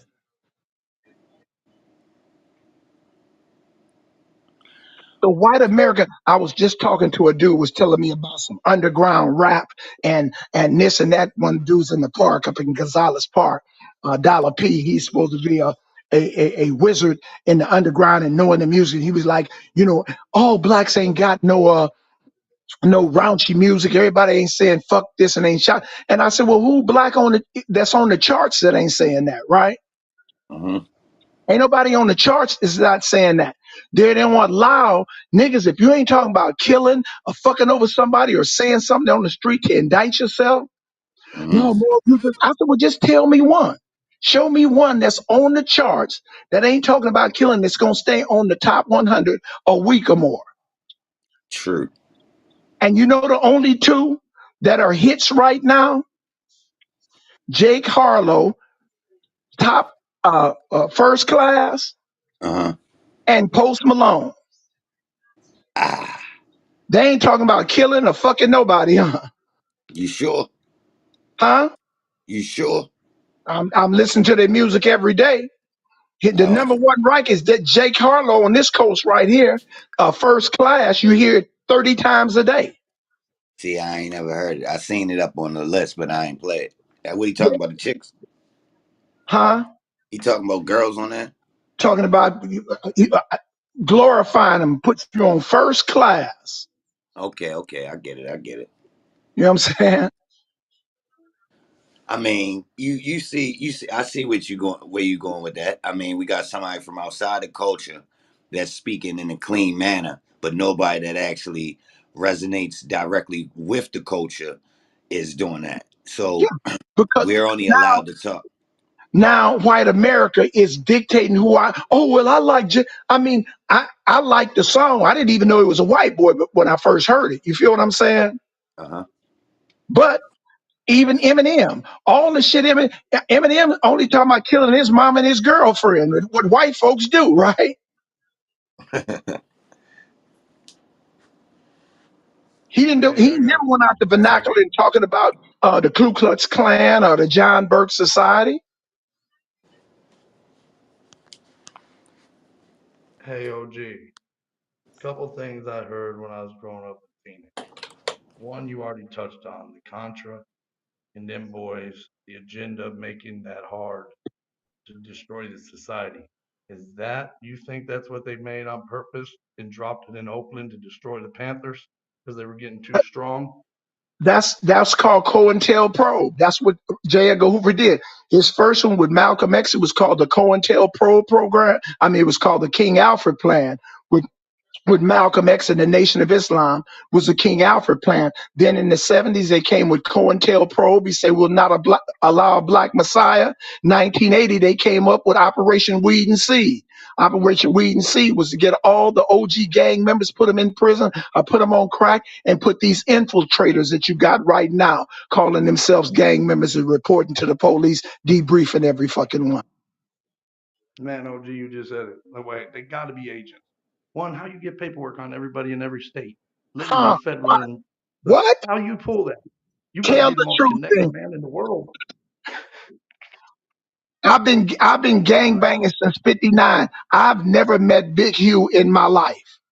All of these people that you meet, how in the hell did you the biggest man? I'll Velocity advance it. was the biggest rat it was, man. How do you get to know all these people? You know what made me not even listen to it no more? They were talking about reaching the youth in the culture, talking about talk to them. Anybody know they grew up there? You don't talk to people. We don't listen to talk. We learned that from day one. We Hmm, too busy with our parents messed up, with the school, with the government, the letter boys. We hear talk all the time. That's cheap to us. First, you got to break the freaking boulder we done put around us. Then you got to be hands on. that's right. That's right. I go through my hood every day. Everything I go through all of Compton every day just to show the change. I'm still here, no matter what. I've heard of you. I was born in Phoenix. I know some people thought them out there real hard. The Virginia boys based out of Cali and all that. Yeah, I'm born in Chicago, but I left. I was in Phoenix for a long time, brother. I'm Yeah, glad to hear it from you because I've always heard that, but I didn't hear from somebody that lived it. So to get the stamp on it, I just want to make sure because it sure fit. man. It is what it is. I appreciate it, man. Yeah, it's messed up system, and like you said, the best thing they got these plants running the system. They're making our people rats. They're Hmm, making them freaking think it's okay to be rainbow. We're the ones not like that. That's that rocker shit. Yo, Anyway, you said something important, Marv. Um, Operation Weed and Seed. yeah. Weed and Seed. Seed like SEE. No, Operation Weed and Seed, like planting another seed, Okay. Yes, sir. I see. Okay. Got taking one out, putting another, planting another imposter in. you. Mm, That's when they changed COINTELPRO when it got to the gang, the Contra Costa and crack cocaine. That was yeah. under Operation Weed and Seed. we lost all our couth. Look at our youth. They don't respect the OGs no more, man. We falling apart. And they steady winning. The fake steady running away with it. But how you going to respect the OG that's been gone for 30 years, either in prison or on crack cocaine, come back, tell you some shit, you can't even go in a park, you got nothing. What the hell you here for? And you didn't leave me nothing. True, but if you they it was but it was put on them. That was man, Oh no, it was laid in their hand. wasn't nothing put on us, bro. We thought we could circumvent authority and put it on our fucking selves. I got you. I We got have you. to take Yeah. responsibility for what we do. Because I ain't never seen nobody with a pharmaceutical person in that game ever take their product and just play with it to make something else. That's your cash. You ain't throwing your cash away. That had to be made by the man. Had to be. He made it, but we do it well, huh? We throw our cash away quick. We're the number one retailers of the world. Yeah. That's We true. spend we spend over Lobster, shrimp, $40 billion a fucking year in America, Tony, blacks as a whole, not to own one city or a state. How to sell to a Jordan. Negro. That's throwing money. True. True, OG. True. That's knowledge, man. I appreciate it, Post. I'm gonna go. I appreciate you letting me ask him. I just Mm-hmm. wanted to understand. I appreciate it, OG. Thank you, man. For sure. Mob, what you got? Ask Mob. What you got? What you got, Mob? Go ahead and rock. That was interesting. I'm looking into this weed and see. I appreciate you letting me know about that, Mob. I never heard of that one. The other two you mentioned, I definitely heard of those. This weed and see. I never heard of this. And um, I actually speak on it without knowing that it was actually a direct operation. Yes, sir. Yeah. More. Yes, sir. What's going on with you, homie? What's up, G? Oh man, nothing. Just enjoying y'all enjoying the dialect, man. What's up with you, homie? The other brother? What's going on? Oh, I'm just chilling. I'm just chilling. I Yeah, yeah. appreciate you coming through, bro. Yeah. More of the G homie right here, man. You know? Yeah, I'm going to follow you. I'm posted, bro. I'm at the top. Yo, follow me, bro. But go ahead Oh, and okay. rock, though. You rocking with us. Oh Anybody yeah, else y'all want to come up, yeah. raise your hand. Yeah, this is my first time ever doing this. I'm not I'm not interview savvy, but hey, you know. So yeah, man. Yeah, me and Mar have been rocking forever though, man. That's You know, my, real that's my little respected. big homie there. Yeah, real general right there, man. Oh yeah, so all right, so we got some people that was in the chat earlier, and they was probably a lot of times a lot of the people on the YouTube they might most of the time they younger than me, so I'm 40. So a lot of people that's on the YouTube they be in their 30s or probably even younger. So when they first heard your name, some of the people were saying they never heard of you, and some people were saying that they actually heard of you, but they don't know that much about you. Now, Yeah, I'm gonna tell you like this, homie. You ever heard of Baba Louie? nah, see, I'm unfamiliar. I'm on the East Coast, Uh, so I'm unfamiliar. uh, You gotta teach me. okay, well, Baba Louie, when I met Baba Louie introduced Marv to me as his big homie. So we thinking Baba Louie the big homie. I'm like, God damn, who the fuck is this Marv cat? Yeah. Tell him where Bobby Louie from. What everything about Bobby Louie first. Well, Yeah, Baba Louie, originates from the West Side. He the founder, some people have it in discrepancy, but he made the East Side. He made Luders Park. After Luders Park came the Mob. After the Mob came Hollywood. After Hollywood came Limehood. Then it came Elms Lane. But it was Baba Louie that went over to Luders Park to a dance, and they didn't even know who Puddin' was, and they thought Baba Louie was Puddin'. So Baba Louie and Lil Vince went back up there and cranked them up on Pyru. So he's the element that made the east side of Pyru. Okay. Let me ask you about somebody else on the east side. What's your thoughts on Suge? Suge is he's a brother that got misguided. I mean, he ain't no actual gang member, but he done kept it 100 more than the gang members. Suge ain't never told on nobody. Motherfuckers done told on him, but he ain't told on nobody. And Mm. he started off with an operation that Death Row was worth $147 million straight out of Compton and got took down through not through white folks, through internal shit. You feel what I'm saying? So he Facts. made some bad decisions, but he didn't have no OGs sitting there giving him righteous directions. And the people that they wanted him to give him the directions, he didn't respect them. Like Don Cornelius from Soul Train. They wanted him to mentor Suge, and Suge didn't see it in him. He didn't see vision with mother Yeah. Don Cornelius. So he went off on a lot of shit. We work at Hockley. Omar Bradley. Omar, he loved Compton. They called him the gangster mayor, but he was putting dudes out of prison. Would you rather a nigga to have a job or to break in your house? Mm. Since he went against the norm, they sent his ass to prison too. You cannot. There's no messiahs in America. You gonna bend or break. So Suge made some mistakes, and he's paying for them. But he created that. All this dude talking this shit about when this nigga came to Yosemite Sam came to death row. Death row was over 99 2000. He came in like they say he was a truck driver, so he wouldn't have made air purpose. And not had it not been for him mentioning the death row name, he wouldn't be where he is now. Yeah, I just know a lot of people give Sugar bad rap a lot, so I just wanted to know your opinion on him since you Yeah, was from Compton. everybody, you got your opinions, but without Suge, the mob, we didn't hear nothing about the mob before death row. Mm. He made it Industry was MOB all famous. blue. You know, Mm. well, not the He flipped mob, the but Quick bird. was talking about that blood stuff on y'all side.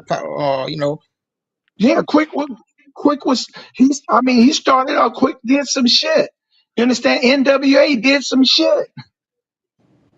But when it came to Suge, Dr. Dre them made this shit. So I'm like, Snoop came in. He's a Crip from Long Beach that came to death row. So you got to look at the good work that a nigga did. Him, Dog Pound, Warren G. It was strong blue until Suge flipped that script. You know. So it's a shit. General Patton says it's better to make a wrong decision than no decision at all. Talk heavy. Right. That's just like people talk about Malcolm X, right? And they talk about Malcolm X and the Nation of Islam. And they got all this criticism about the Nation of Islam and Honorable Elijah Muhammad, right? So one day, this dude was interjecting what happened with Malcolm X. And I asked him, do you know Malik al-Haj Shabazz? Do y'all know him? Malcolm X, huh? That's who His real Malcolm, name. people, that's the name he took on after he left the Nation of Islam, right? So Right. why don't you have an edifice talking about Malik al-Haj Shabazz? Because if you don't say Malcolm X, including the Nation of Islam, he just a nobody, huh? Yeah, I was gonna ask you about the nation. Or when did you first join the nation? In 1964. Oh, you was back then when the Elijah Muhammad was running back then. Hold on. Yeah. Hold on. What you mean? Yo. So you a Muslim and a blood? Well, the president is a Ku Klux Klan and a president, ain't he? I like it. I like it. But look, right? How that was back then, like how that alignment worked, like the two go hand in hand, or they separate worlds. To what? Um, your affiliation to the street gang, and your affiliation to the ties to the nation. You don't know the American code, huh? There's a separation between state and church. Mm, When I I like go to it. when I go to the mosque, I pray that I wake up every morning at 5 o'clock that the Muslim beat the nigga out of bed. Because if the Negro get out first, it may be some bullshit during the day. Mm. Yo, where that's at though now? What you talking? I would like to hear that from some of the guys right now. Say what? I would like this concept to be current. I ain't Mhm. never heard no gang member say that. Okay. I think So that need to be you promoted. you hear gang members every day say they believe in Jesus Christ. So what did they? We got some gang Christians. Uh yeah, but barely. See what it turn. See what it seemed. All right, so let me say what I'm. It seemed like people be one track minded with the street life nowadays. I Okay. I see some people that I know some dudes that's kind of well rounded where you might hear them kick a little bit of both. But the way you just said it was like more like it was normal to you. It is normal to me. Yeah, I like that. I think it should be normal to more people. That's like a balance or something, right? I don't. A long time ago, bro, I learned from the Nation of Islam. There's no such thing as a good tooth fairy, and rabbits don't lay eggs, right? Mm. Is this a thing in the current gang culture? Huh? Is this still a thing in the gang culture? What? That rabbits lay eggs and that they believe in the good tooth fairy? Yes, they do. Nah. Is they close to the understanding of what's going on with that the Muslim culture? No, they're not close to nothing but what's on the internet and what's right in their face. Most people in the world have tunnel vision, bro, and they only see right what's in front of them, and they don't. Then their vision is not that far off. So right now, most black people are so stuck in just trying to survive, and then they're under the illusion that they're doing better, but they ain't. Oh, I Mm-hmm. ain't fucking with that right now. Oh, I'm kicking back blood. I ain't tripping. But you ain't got a job. True. See, I think it's interesting the amount of what else? I think it's a discipline when I see the Nation of Islam. That's what I Yes, like from the outside looking at it. yes. That's what I like. I never really nah. Technically, I think. Oh yeah, I did. Yeah, I did. I spoke with a young fella that was with the Nation one time in real life. He was a rapper, and he surprised me because he said he was with the Nation. He was jamming too on the music. But from the outside looking in, I like the way it looks from the outside for our community. That's why when you just said it, I'm like, oh, okay. So, and I hear that mentioned, and when you hear people speak on older footage of black people, you'll hear more people from both of these communities kind of speaking about the other communities. Now I don't hear it as much. That's why I asked. Right, right. I like it though. Now you spoke on that truce thing earlier in '92. You wasn't out on the streets yet? You said you got Yeah. out in '95. I went in, I got out in 90 and Oh, you went got back out in in, '90. I got out in 90, went back in 92 right after the gang truce. And Give then me a. got All out right, in 90. all right. So I got some multiple questions about that time period. Give me a feel of what was going on around the truce. What was your standpoint? Like, where was you at with it? Uh, sh- I was terrified. I didn't do no looting. This was behind, uh, um, what's this Rodney King, about the Rodney King beating. And I got a problem with, you know, riots, and because it does nothing but to destroy your own community.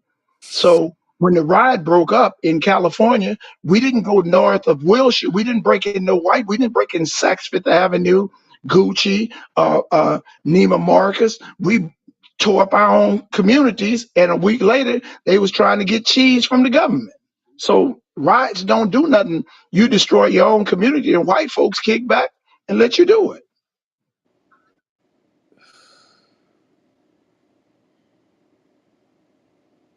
So I seen something that told me that it was saying that the truce had happened the day before the Rodney King riots had broke out.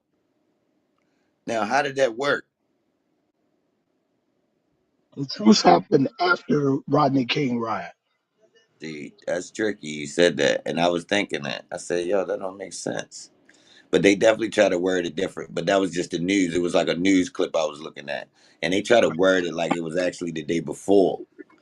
Now, what you Yeah, said sound right because you was actually there. These people were speaking from the news, and it Right. seemed like it didn't sound right the way they said it either. yeah. And another thing, can y'all hear me? Yeah, I hate. Yeah, and another thing that truce wasn't everybody. So there's a lot of people wasn't fucking with that truce too. Well, Yeah, Compton well, definitely wasn't fucking with No. yeah, Yeah. well, it was some dudes on the little news clip that kind of was saying that because every time they would pop up, they was kind of saying they only speaking for themselves or like they're they had specific set type shit. They ain't going on to saying this a everybody type of thing. It was a couple dudes that was definitely saying that type of speaking like that. Right, Mhm. right. The And Hey, public didn't Marv. understand. The public yeah, didn't definitely did not understand the difference. yeah. And I'm gonna reiterate on the homies in Islam and stuff, bro. You'll be surprised how many Crips, Bloods, and Pyrus in the nation, bro. Who protect the best of them. Them be homies in Muslim Yeah. uniform. Most of these ain't gang. I mean, they still gang. We got Crips, we got Bloods, we got Pyrus in the nation that's Yeah, pushing the line. yeah, But instead of killing black folks, they trying to save them. yeah. I just do it. I do it in a different. I'm not in the bow tie no more. I'm just in the street. I like the bow tie. I'll send you a couple of mine. Yeah, you should. All right, so I like that. So the time period around that, you said it was a lot going on in the streets, and we was doing a lot of the well, we be doing without so much. I think when situations happen and people see on the news that it's an opportunity to go run up in a store and grab something, you already know what time it is. I'm more with you with it. Like I ain't. Let's if we gonna do something, let's make it count. I ain't really for just taking something down that's around here and we gotta look at it afterwards. Nah, let's let's make this count. But Then here we go with the gang truce. After everything was cleared, mhm. they stood at the table. Everybody profited from it but blacks. We still got vacant lots from 1992 in Damn. Compton and LA. And these Vietnamese, these Taiwans that had little stores, they got $150,000. They got $500,000 and they all moved to Valencia. Mm. So you think that helped the gentrification? No, it we didn't- your gentrification started late after that because they wasn't moving in. They got their own communities. Now Okay. they're backlashing just like Compton. Compton is called the hub city. We're 20 minutes from everywhere, right? So when white flight came in 1969 and the Peckerwoods moved out, now they done suckered all the niggas out to Temecula and sent their asses to the desert. Now the cracker didn't come back and trying to regain his land. So he sent Mexicans because he could deport their ass, right? Mm. And cracked and took all your houses, your family, your mother died, you lost the house because of crack. Now Mexicans moved. When I grew up, bro, on Elm Street, I'm from Nightmare on Elm Street. We ran Freddy Krueger out of the hood. When I grew up, it was one Mexican family in our neighborhood called the Flores family. Hmm. Now it ain't but four black families in our neighborhood. Yeah. And another thing, more I want to clear something up with the homie on the phone who put this together. The homie from out of Atlanta. You there, bro? Okay. He be getting it. Yeah, I'm Because here. I I'm here. told him. Okay. See, he don't know that your hood over there, Mario. All y'all streets is named after trees. Right, Oh, so right. he thought you was from Elm Lane. No, Elm Lane's another. Yeah. One of the homies from our neighborhood moved over there with Marcus Herman Jr. And when Hmm. he moved over on Elm, and I think his mom stayed on Elm and Poinsettia, and him and Marcus started Ludus Park, and he went over to Elm's Lane. That's on the east side. Our neighborhood was tree. I was born on Elm Street, but our neighborhood from the 50s on was called Treetops. I Hmm. made my first $100,000 in Fruittown. My children are born in Fruittown, so I claim Fruittown as my brother then started Cedar Block. It's a dead end street. I don't deal with dead end streets. I deal with towns, states, and universes. Yeah. Hmm. I ain't gonna lie, I could rock with a dead end street though.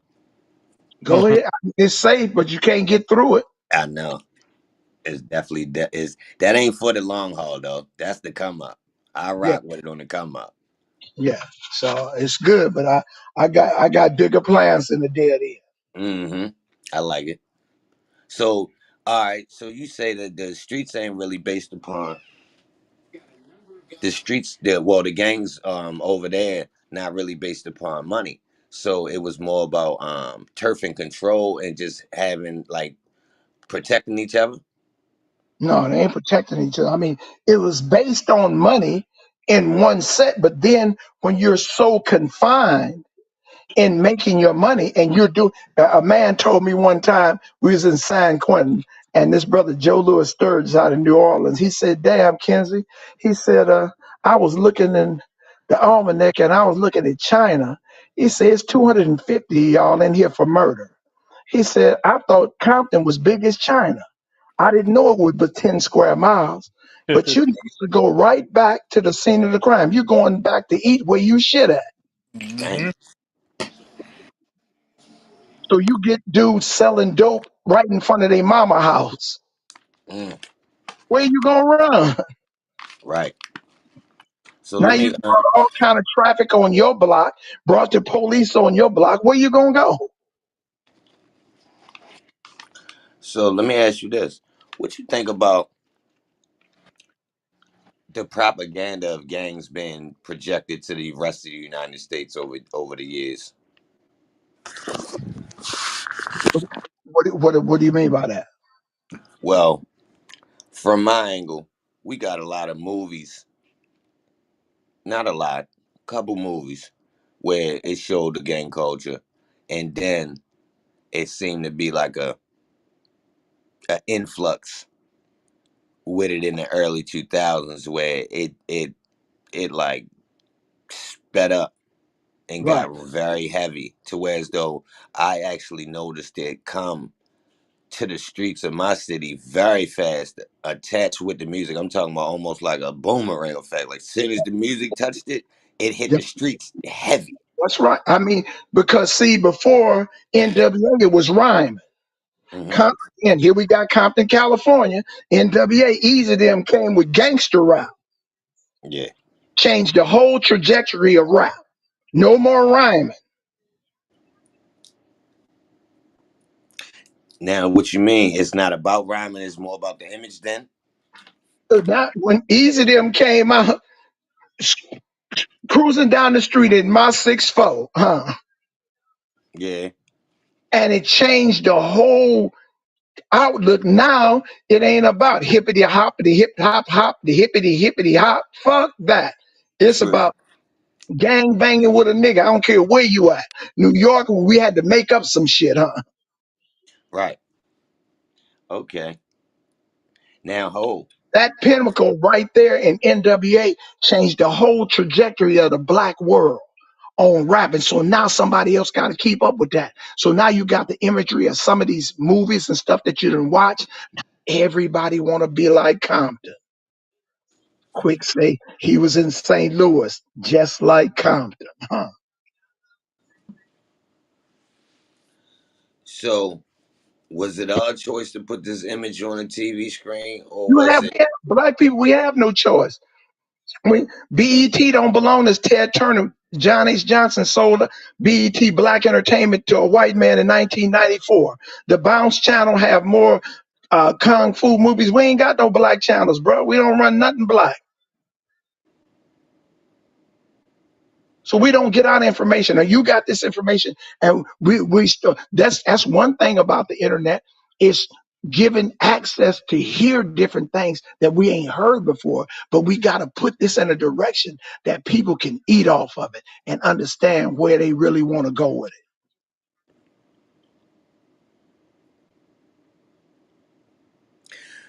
So, I was told it was a meeting in hip hop where they decided that they was going to weaponize it. You heard this meeting, Marv? No, no, I wouldn't. I didn't get that memo, but I believe it. Well, the weird part about it is it's hard to determine a date on the meeting. But every time I hear like a rough date, it's around the time of NWA. And I always link this meeting with NWA for some reason. And I can't seem to debunk it. It's just I always put it with NWA. It's like a early 90. You hear people mention it numerous times. Um, No permanents. I heard somebody actually mention like a name one time of like an exec that might have been there, like, but it's like a mysterious meeting. I'm gonna get some more information. I was just asking, Yeah, cause, Jerry cause Heller now, didn't put it up. I mean, Jerry Heller, he did a hell of a job with NWA. They end up broke. Easy didn't just die; he was assassinated. all right. Speaking on that, who the JDL, bro? Huh? Jewish Defense League. Damn. Yeah, I mean, like they spooky or how that go? And some real crackers that's moving weight. They dictate a gang and shit. Yeah, I that sound know about one of the right. men. I remember. I know one of the men that had Herb Rubin killed for saying some shit in 2000 about Minister Farrakhan. Mm. So that's a serious team right there, huh? Hmm. Yeah, So JDL, it ain't they no joke. we got some teams like that. Not in this life. Damn, How the fruit is. damn, damn, Mom. I thought you was gonna give me some new information on that. But I look, you answered it fast too. Shit, I wish you'd have said you didn't know. And Damn, I know, bro. That's why. That's why they come. Who I am? I'm a general trying to build an army. damn. Well, shit, I think it might be better that you do know. At least you smart enough to check, because that question would have fucked a lot of people head up. I'm glad you caught that, like, seriously. Because when I heard of them, I'm like, all right, that sound about right. That's what defense league they is. Well, shit, all we need is a defense league. Where our team at? We gotta have some guys, and We, and we ain't. we don't got no guys yet. I think we need a team of them guys though. That sound about right, because it seems like they come out the cut, they could get something done. They can, but see, these motherfuckers that came from Israel, they came from motherfucking Pakistan. The Jewish Defense League is old Jews that was under the weaponization. Whoa. Their parents came from the Hitler regime. This ain't nothing that just came up. They didn't just start like the Boy Scouts. Right. So they that's old money and old knowledge. Yes, they got billions of dollars behind them. All right. So I don't want. I mean, that's just that's a little bit of a rabbit hole right there. But I'm glad. I figured you was familiar with them. I figured you was familiar. Hold on. Let me see what else I got. Oh, I had this. My city got the BGF, Okay. and it's known to have started over there. You familiar with that Black Gorilla family? Yeah, I was part of the Black Gorilla family in prison. It started in California. Now that's really just in the jail over there. Is it still alive over there in the system? No, not through. Well, they Nah, the got, Black Gorilla didn't it go down to Kumi or something more? huh? Didn't the BGF didn't go down to Kumi? Didn't Black Gorilla family kind of got disbanded? No, the Black Gorilla family. Well, what happened? Uh, some brothers got together in the 80s and they made the Black Gorilla family called in California called New Man, New Woman. So they were down with the old dragon because Ray Brown and Doc, they got into it with one of the homies in the county jail and bruh stabbed Doc in the neck with a pencil. And he started New Man, New Woman. And so they put contracts on all older BGF. So it kind of phased out. Right now, it's a gang elements, Bloods and Crips against each other. In San Quentin, we got 5 different yards. 60 Crips don't get along with 8 Trays. Then you got shotgun anybody killers, and you just got regular Crips. Then North Block, you got BGF, you got Muslims, you got Bloods and Pyrus. But then you got the Aryan Brotherhood and the Mexican Mafia. They're on the same Mexicans and whites. They go to the same yard. But blacks got 5 different yards because they can't get along. Who getting their ass tore up? Blacks. Yep. All right. I'm glad you spoke on that because I had this is interesting to me. All right, so I understand It's 11 a political o'clock. structure over there, right? To where as though the different races have their different gangs going on or whatever, and everybody kind of in a their own lane. Um, how you feel about the groups that's allowed to tell on the blacks? Well, shit. I mean, it's critical when you tell on black, but Mexicans feel like telling on blacks is just like killing them. It's like a stabbing. Any way I can get rid of you, and I commend them on that. As a war tactic? And that's right, by any means necessary. Do you think this should be implemented in a community like ours? No, we need to just start killing some folks. Oh, Put, whoa, whoa, whoa! We live, Mark. But hey, yeah, I mean, well, I'm just saying, bro. You know the truth. I mean, I take yeah, responsibility for what I say, but everybody killed but blacks. America yeah. get here from no vote. America killed folks to get where they did. Until we Mm. start understanding our position, if you if you're afraid to kill, man, you ready to you're not you can't live. I mean, man, well, you got to make a choice. This voting shit ain't working. So you gotta lay something down to eat. Yeah, that's that. It ain't but two things in the jungle, homie. It's predator and prey. And if you're not the predator, you're the prey. Man, one thing, niggas too nice, man. Niggas is too We've nice. been prey too damn long for everybody else. Mm. But it ain't nothing for you to kill each other, huh? Man, I don't like the way he talked to me. This little Yosemite Sam, first he told me he was going to knock me out. When he saw me, he was going to knock me out. Fuck that old nigga. I'm going to knock you out. Then he turned around and say he going to put a contract on me. So now you going to get somebody else to do it? What kind of nigga is you? Let me show you what this bag going to do. I'm still waiting. yeah, that wasn't cool. Another So thing, can y'all hear me? Where you from, bro?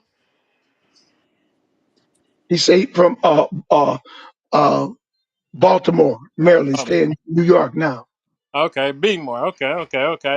Yeah, man. Another thing, Melvin. I love Melvin. Melvin is our boy, but that shit Charleston White did, man. That was the only race that let that shit happen. That shit shouldn't have happened. Hmm, No, no disrespect, man. Is y'all country niggas coming out there? Is y'all ain't trying to sell dope and hit no licks, and you ain't coming around us. Period. hmm. Hey, Ma, what you mean by that, though, bro? I mean, what I need you to come hang? What I need you to come hang with me for? All the country cats I used to do business with, you coming and get your shit and leave, or vice versa. You ain't hanging out with me for yeah, what? Oh, I got you, bro. But you looking at a nigga that got his reference for gang banging out of a book. Yeah, you And really a clown. and then he claimed he's a 60 Crip, and he don't understand that the 60s and the 8 trays had a 20-year war when he got there. Yeah, and your dumb ass come to St. Andrews Park, straight gangster headquarters, and you lucky you didn't get killed, You know, but you can't crip out a book. yeah, most people do. man. Oh, Like Marv told you earlier, only in L.A. you can on the West Coast you can come post up. You couldn't do that shit nowhere else.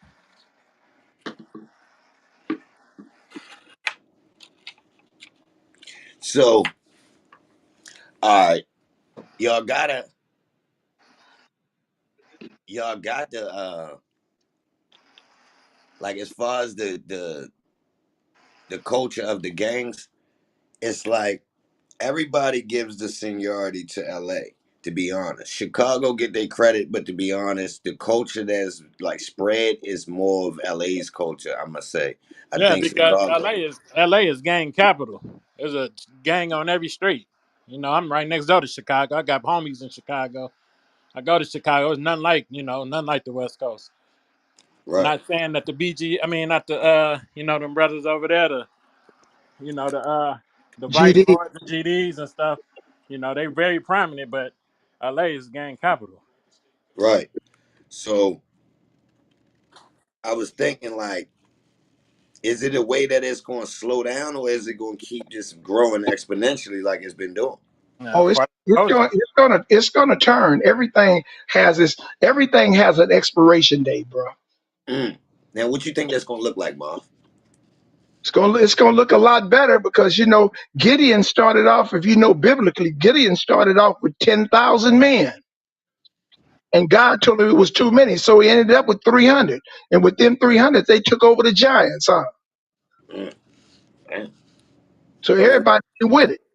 So we just got to cut it down. When it was a few Pirus, we were strong as hell. When you heard a man say he's from Piru, you loved it. Now you look at a nigga crazy. Where you from? What you nigga? What? Earth is my turf. What the fuck is you talking about? What set you from? oh, so that's why homie is walking around proud to say it because of the work that the real homies been put in. Man, I mean, it was a time just to say it. You had to have nerve. It was 20 or 30 Crips to every one Piru. Now I done got so many Bloods and Pirus. Now we hating each other.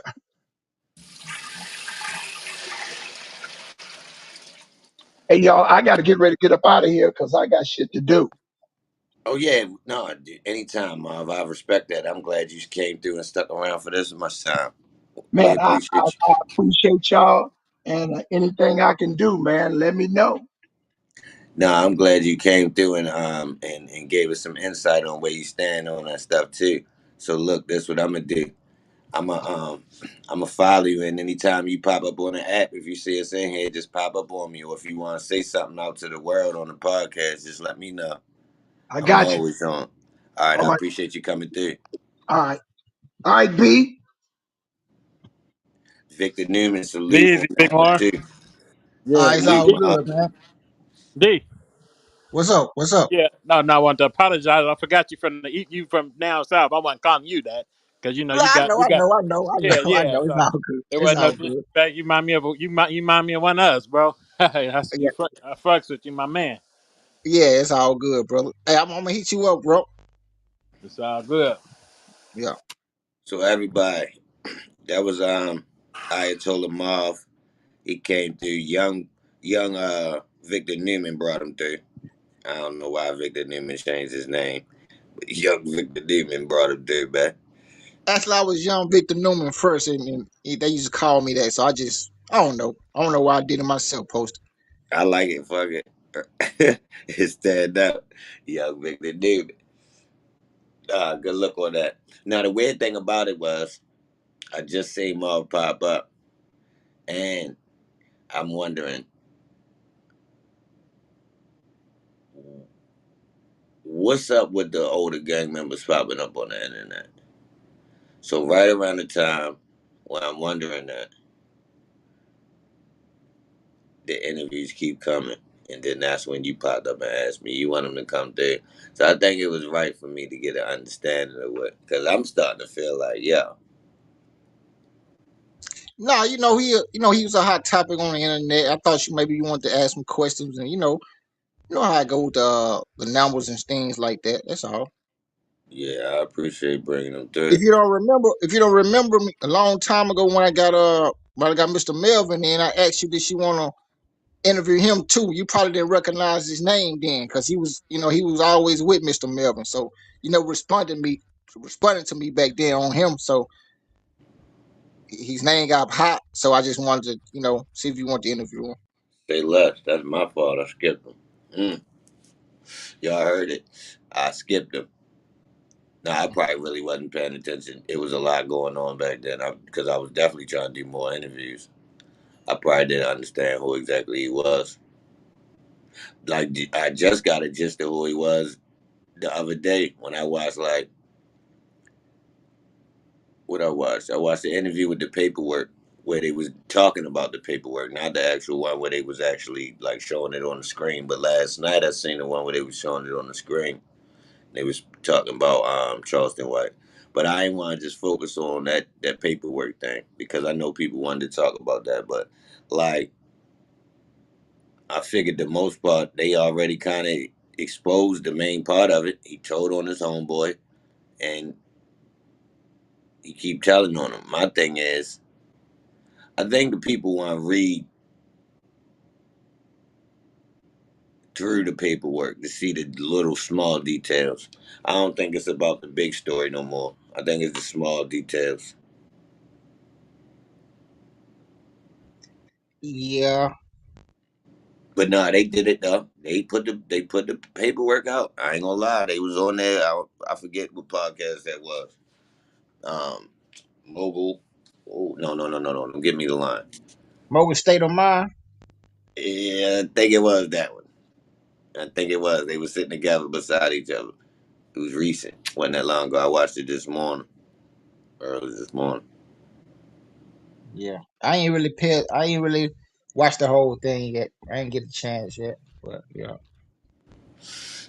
but he a good dude though. See, he got a lot of knowledge. To me, he spread a lot of knowledge. You know, other than the paperwork, I be listening to the knowledge of him. You know, he be giving me a lot of knowledge and stuff. See, that's the type of conversations I would rather hear from these people. It's sad that it take for them to get some type of buzz from the negativity, but it gave me a reason to have questions for them. So, I guess it works both ways, to be honest, because that gave me a foundation, and it drew people to understand who he was a slight bit just from him being on the internet for I'm gonna say what the last 3 weeks to 4 3 to 4 weeks. It's been a couple videos popping up where he did interviews with Melvin and the response back and forth a little bit. It might be more, but that's just I caught on about around that time. So I think that's a good look. I don't. I think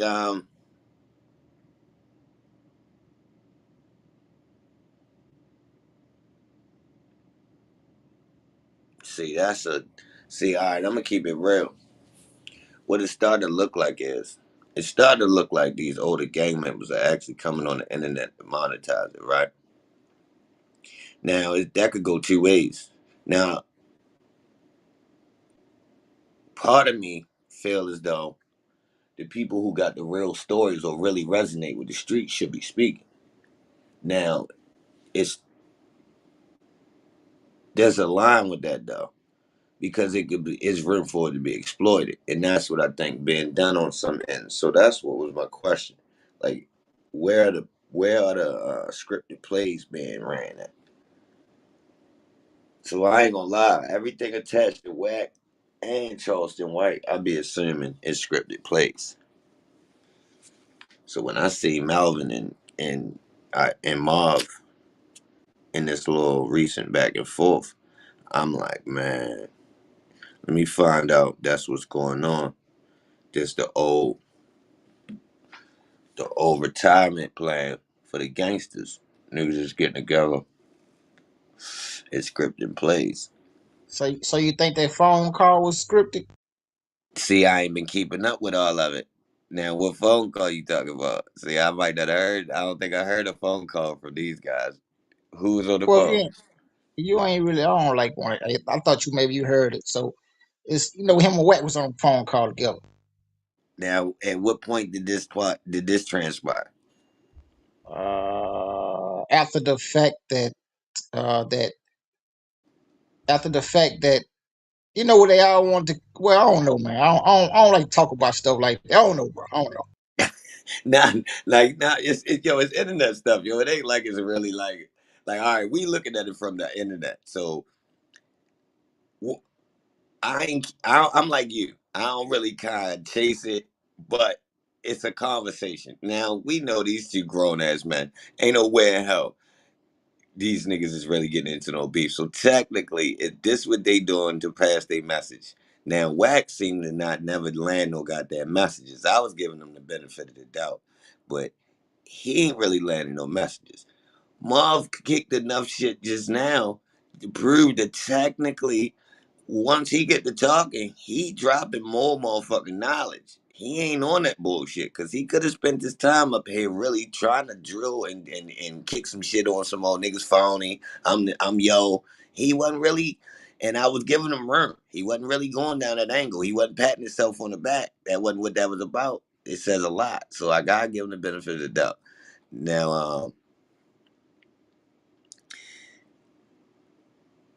it because I believe, like I said, you can monetize on the internet without crossing the line. I think if you dropping jewels and you really kicking interesting conversation, it turns into people like listening to you. Now, if it's just gonna be entertainment, then I think people need to understand that that's what it is. Now, that's what people say in the comments on YouTube when they listen to Wack. Oh, it's just entertainment. Some people taking it serious though. Yeah, but you would have had conversations with Wack, so you know more than the public know. Well, that's the tricky part. I get it,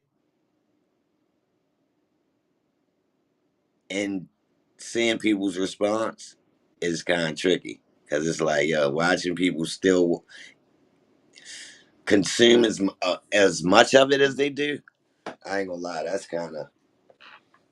that kind of stuff fucking me up. Like, hold on, how much? So they really like soap operas. They not taking none of this shit serious. And then when I really look, no, they're not. Like I'm talking about, like you look at the comments on some of these videos with Wack, and they really basically calling them out. Like it's a lot of comments where they like, yo, he's full of it. And I'm like, hold on, yo, this video got 50,000 views, bro. They coming with so he's turned into. Let me see. Yo is a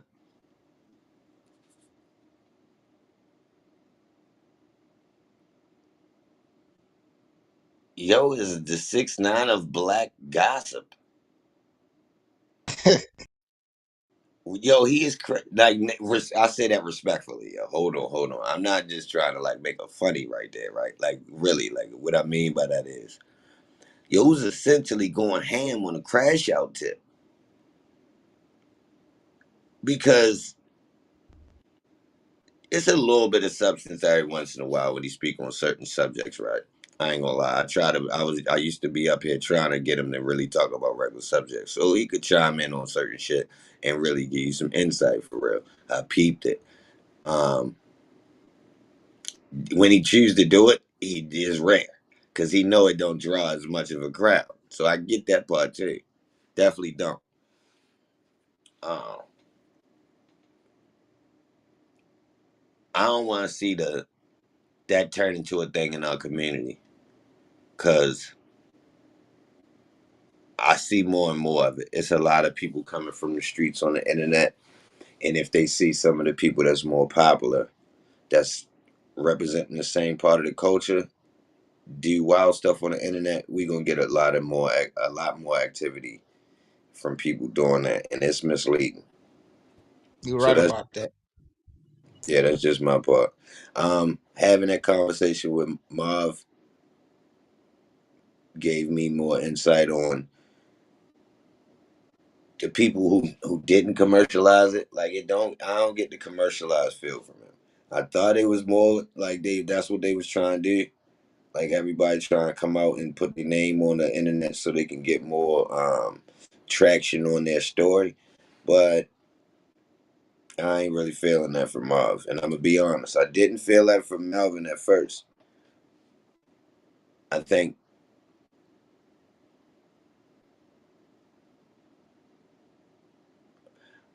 the internet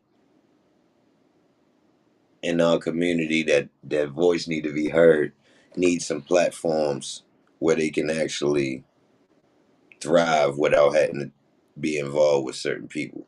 Because if you up to something positive in our community and somebody like Wack or Charleston White or even Hassan Campbell or Tommy Sotomayor, any of these YouTube people wind up speaking on you, what happens is you get caught up in this weird bubble if you respond. then it kind of takes away from what you were speaking about in the first place, because now you're in this weird bubble with somebody that people don't even really respect. And I done seen that happen a couple times. I felt that way when I seen Brother Ben X around Wack, and I did the same thing when I seen Melvin with Adam 22 and them. Seen Melvin and Marvin. I'm like, yo, hold on. Two But OGs. they don't really get. I mean, I don't know for a fact, but Melvin don't really get paid off of it though. You know. No, no, no. I ain't talking about the getting paid. See, my thing is the culture vulture part. Now I can't blame them for that. That's something I monitor. See, I couldn't expect them to look at it from my angle. To be real, like, all right, I give them that pass. All right, their reason for going up there is the platform going to do numbers, right? That if you try and get something out there, you want to go to a platform with numbers.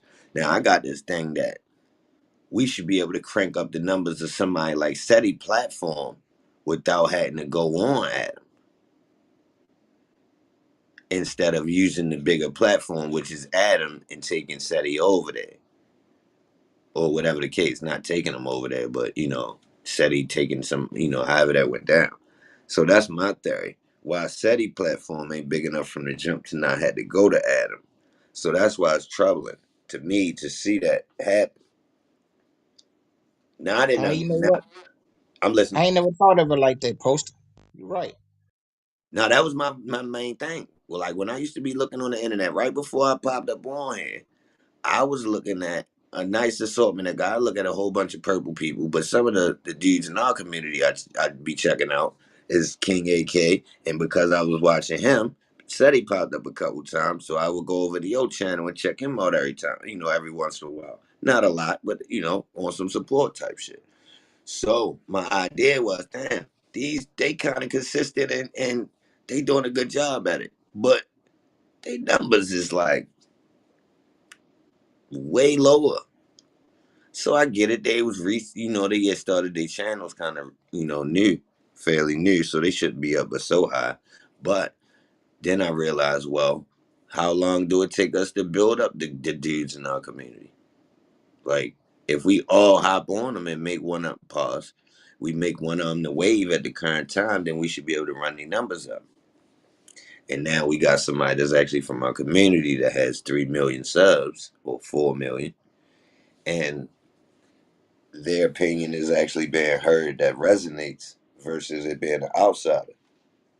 Because essentially, at that point, when we got somebody that's from outside the community that got all of these subs, then that means technically we have no real control over our community in the content, because YouTube will swarm and force you to watch all of that content before you get a chance to see somebody really from the community. It'll keep Right. suggesting no jump in Vlad TV. Well, Vlad play good, man. Sometime money, you know how money do, bro. Oh nah, that's worth it. I want people to go get their money, especially the way Vlad actually spread it out. So he actually tapped into some parts of our community that we wouldn't even necessarily do an interview. He found creative ways to interview some people we wouldn't even pull out the cut. I give him that. And No Jumper do the same thing. He getting creative with coming up with different shows and using different talent. So I respect that. I think they just kind of represent culture vulturism at at the moment, but not in totality. Like, it ain't their fault. They seen a business opportunity and hopped on it. I think we should be more defensive over it to not leave that gap in the future.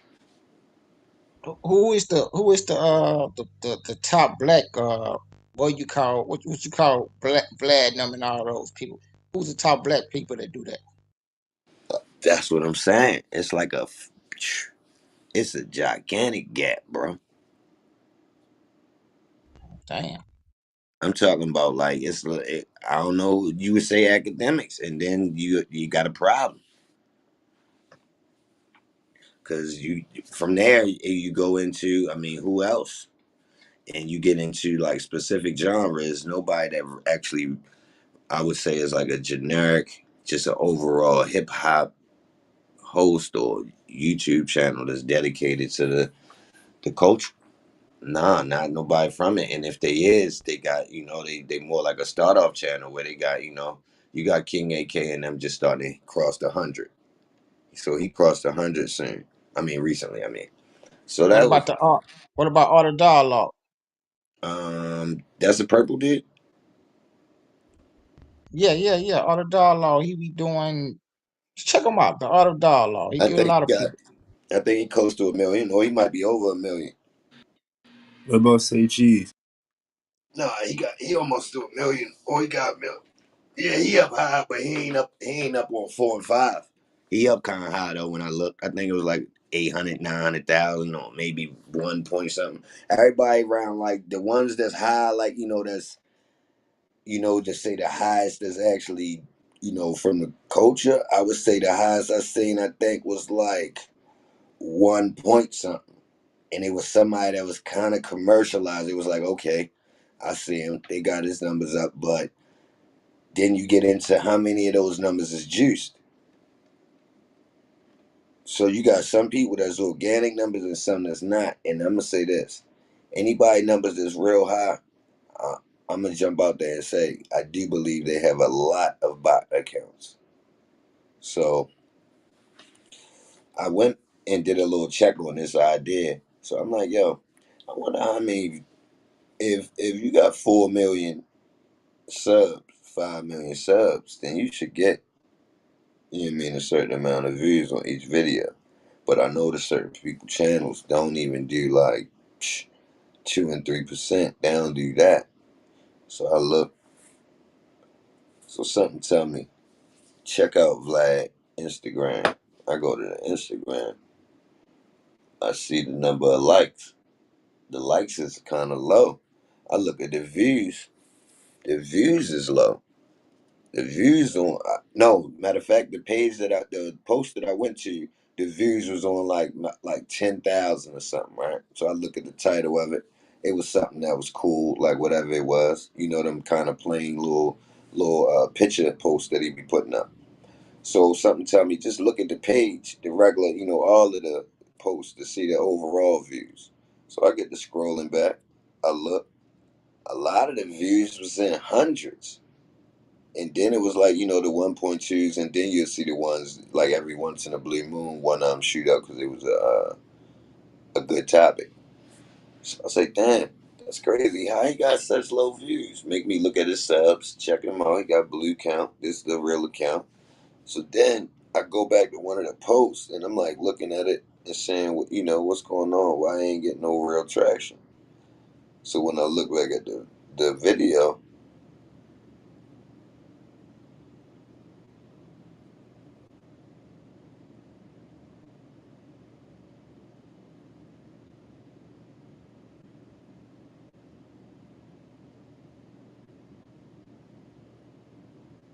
oh, my bad. I just got a call and shit. What the fuck? Zone 3, I see you. My bad. So, my bad. That shit just fucked me up, wasn't it? What I was saying, when I looked at the video, shit just threw me totally off.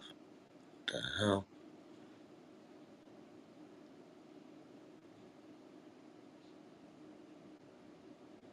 My bad. It must have not been important. No, what the hell? So Shit just. how you feel about Hard though, man? Who? I like Hassan, man. You speak a lot of good stuff, in my opinion. You watch it a lot? Well, I don't really. I've been so busy, man. Lately, I haven't been watching nothing a lot, but I watch them periodically. My bad. I'm getting messages. Now, yeah. I stopped watching. I checked it out at the beginning when he first had started. I seen a couple, and I think the snot box and the way he was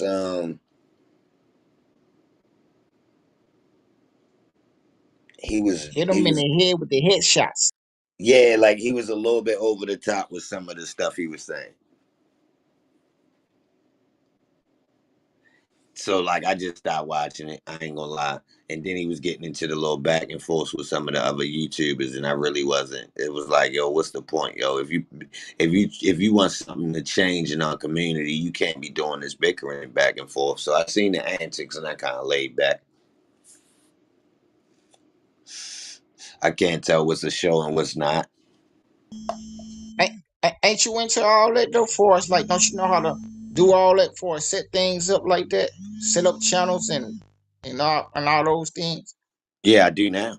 Yeah, Why yeah. don't you try to get into that type of field? What you mean?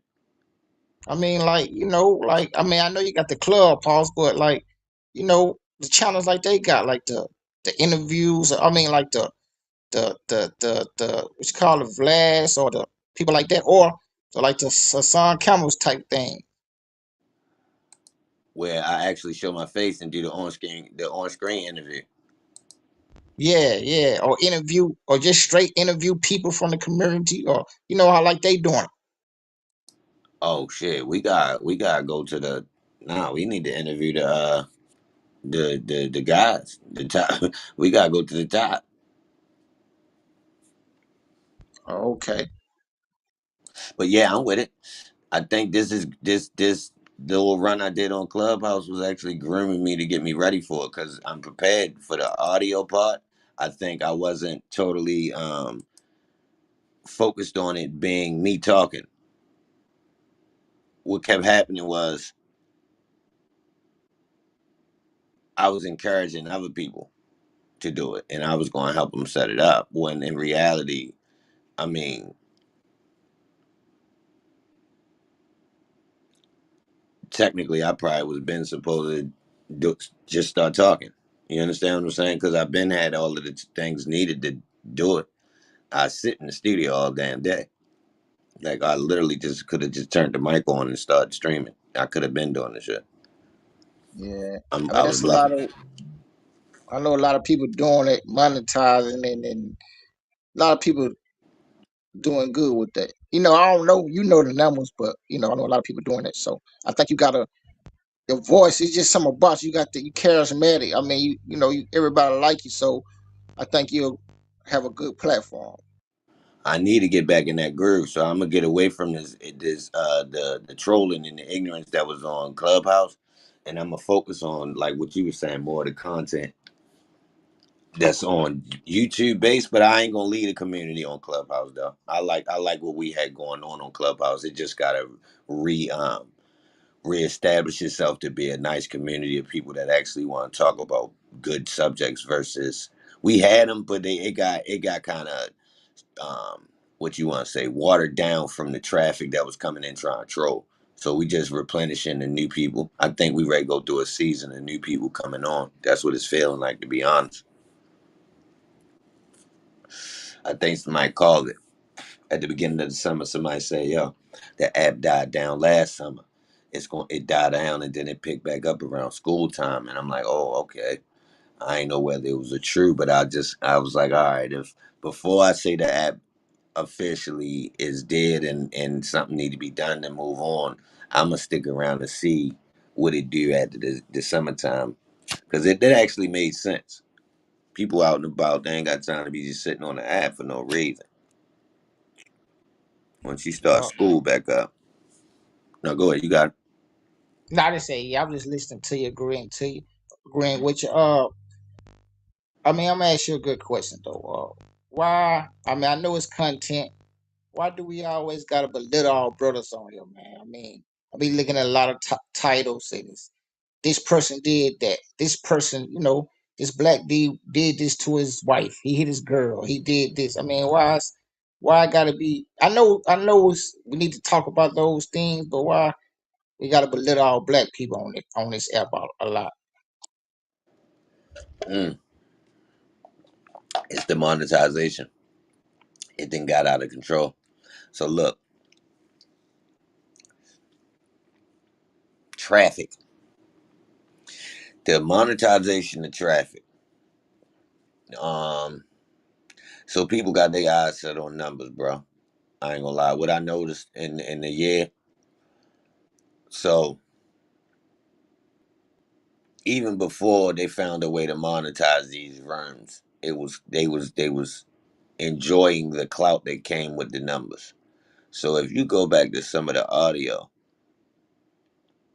from last year, you'll hear people so pumped about the numbers. Like I'm talking about, like yo, like the room went over 1,000, and the amount of clout that people came to absorb when I first started the room was crazy, and it was just because of the numbers. Now I caught on that they wasn't my numbers, so I kind of like I ain't really let it bother me. But other people actually, I seen with the respect they gave the numbers, not the content, the numbers. Like you'll hear a lot more people say, "Yo, I remember the numbers was doing this," or even, "Yo, your numbers were up, they're low now," and all that type shit, right? So I'm like, damn, they not paying attention to the quality of the content at all. Like it's rare you hear somebody say, "Yo, we like the content in the room." Now that happens, but people worry about the numbers, and the numbers correlate with the monetization on YouTube. So what happened, what I noticed was everybody would come around and be cool until they figured out how to start their YouTube and get their YouTube running. Then they would kind of, you know, set their thing up and kind of run it in the same fashion. That was the base, bro. Like that makes people need those salacious topics, those headlines, those. So Yeah, once I guess. everybody had the different YouTubes, it spiked up the amount of people talking about each other because they want a room that's going to draw the crowd so they can get the show, or they going to go in another room and try to make it happen in the other room. And allegedly, or apparently, this was happening on YouTube before this Clubhouse. It's the same thing. Oh, It get, okay, okay.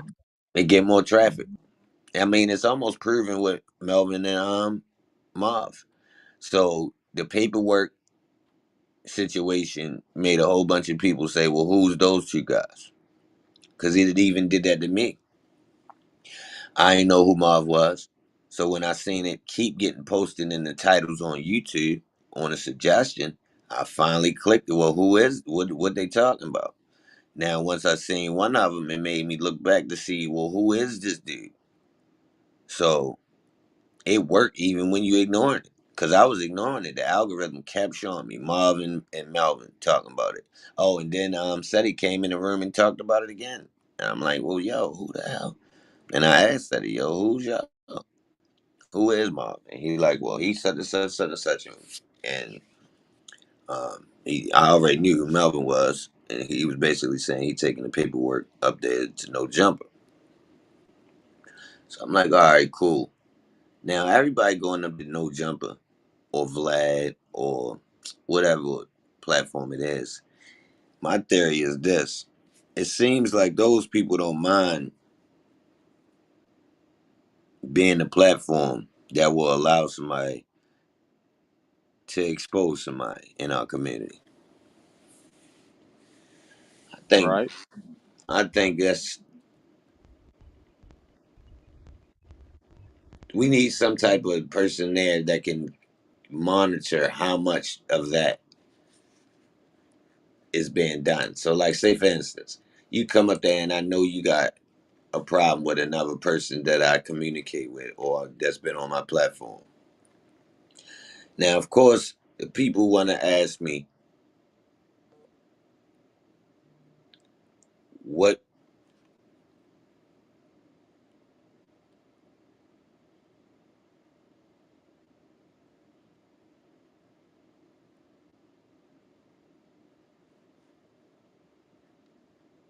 the people want me to ask you what you got going on that's like a sticky, like a sticky topic or the current thing that's going on that's real, you know, gossipy, right?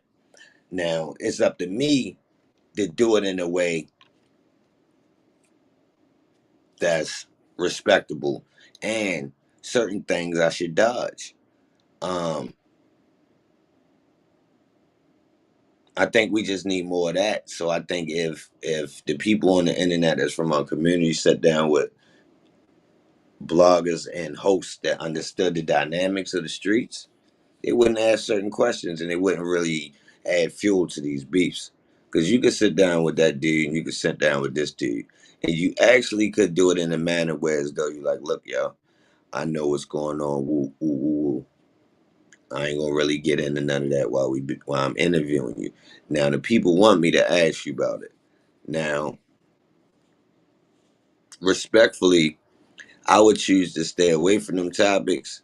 Being as though a lot of people on the internet already kind of pry into that stuff enough nowadays.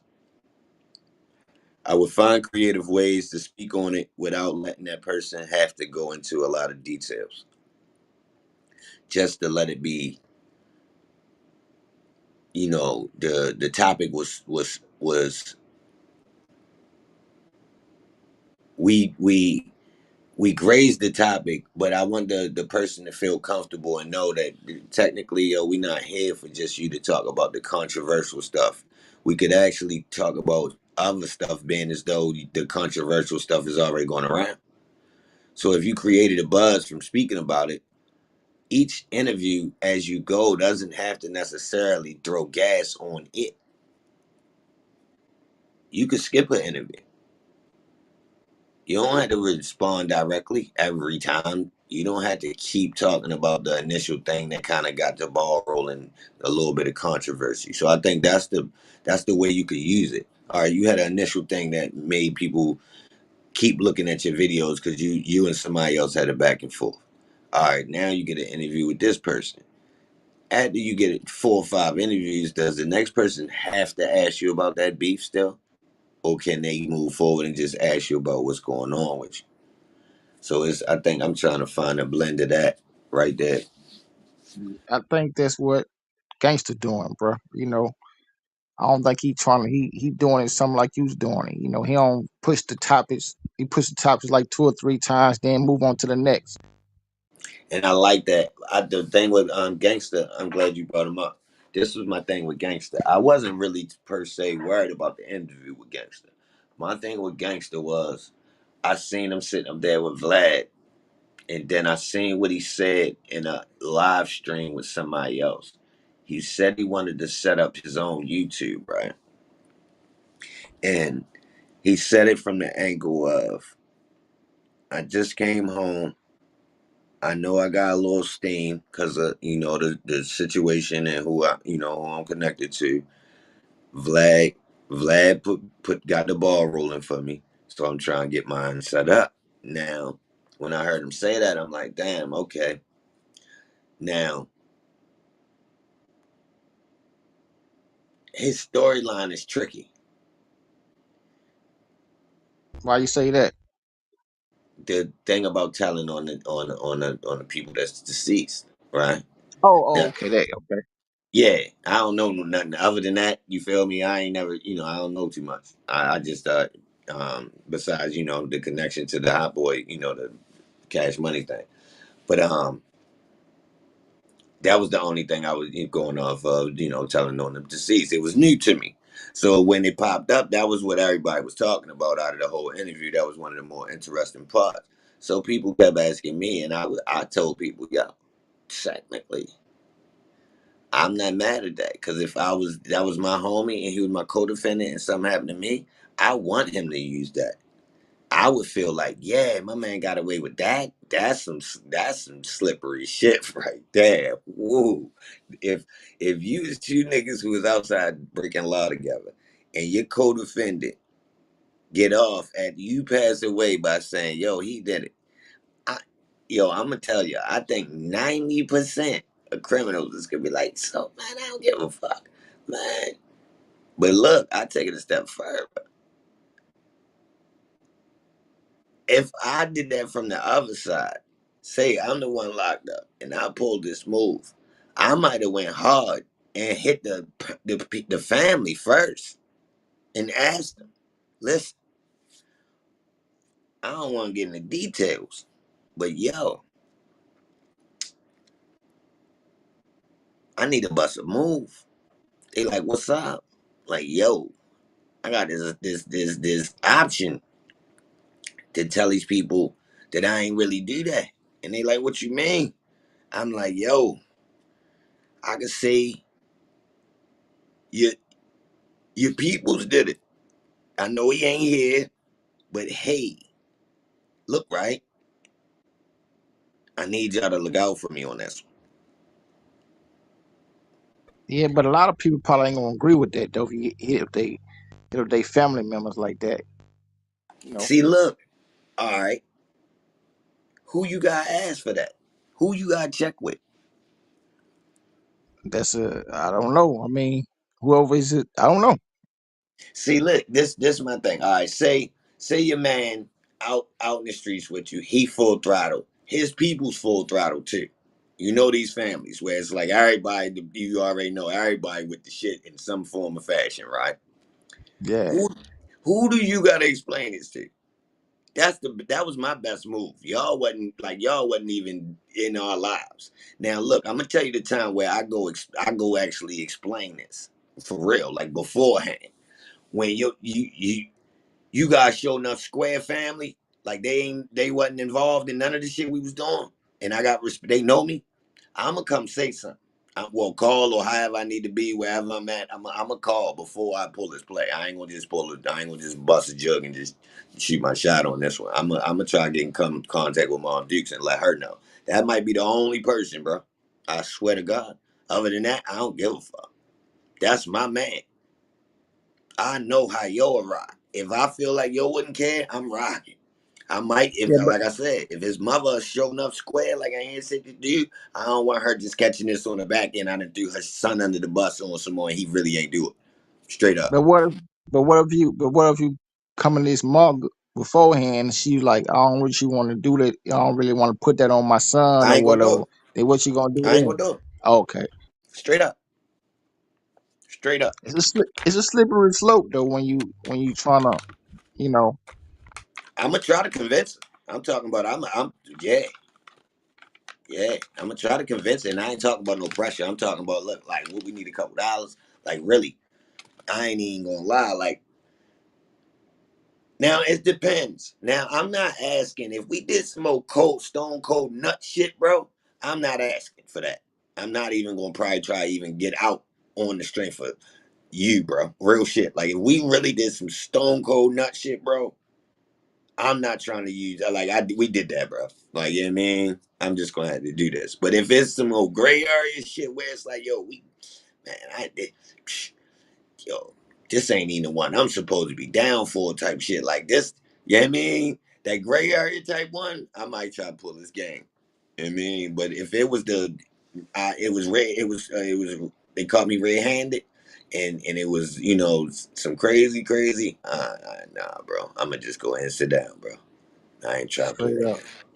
Yeah, but you Yeah, know what? You one of a million people, brother. Then holler gangster about that, man. So he got so many people coming at him with so many ideas, and that's why he kind of the way he is. So he got a lot of people in his ear, bro.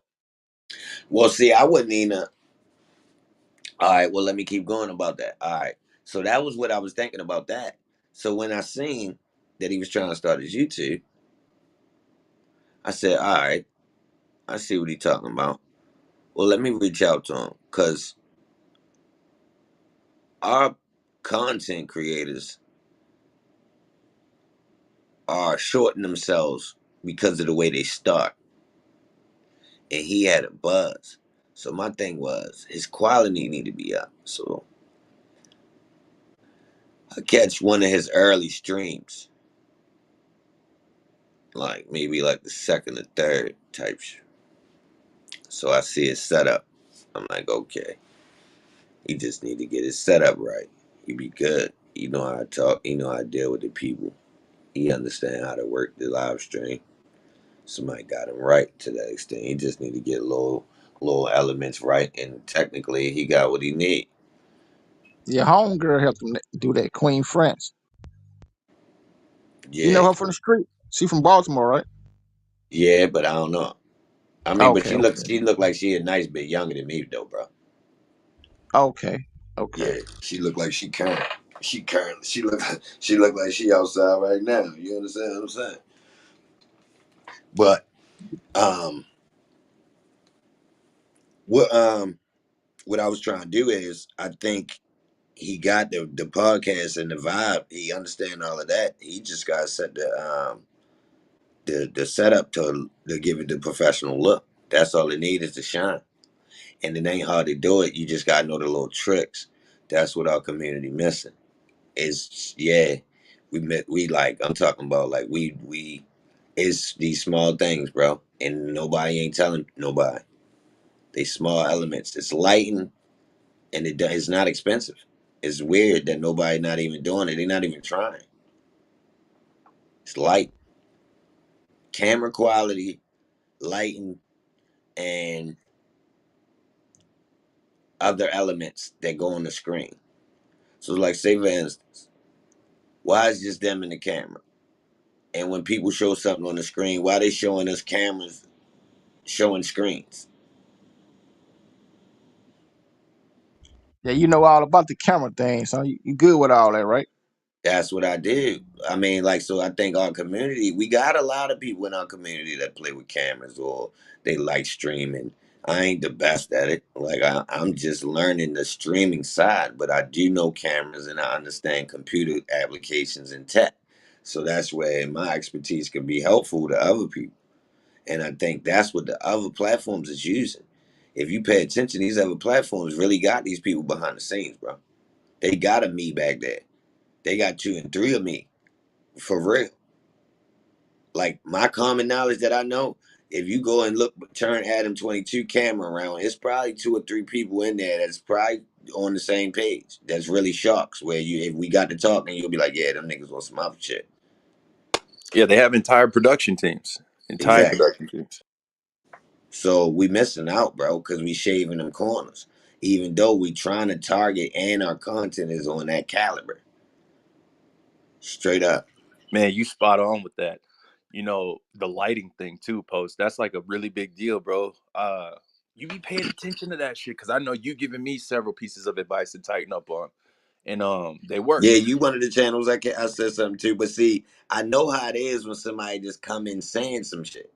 See, at that time, I understood how streaming was in the chat, and I know it's like when somebody just types some shit in the chat, they either come off two ways. They come off telling you some shit you already knew, or they come off seeming like some super goddamn brainiac telling you too much at once in the chat. So it's like, it's hard as shit to explain some in a simple way to tell a person like, yo, look, right,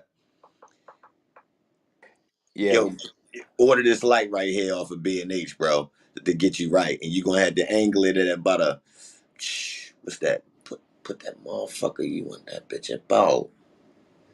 You want that bitch about 145, 215,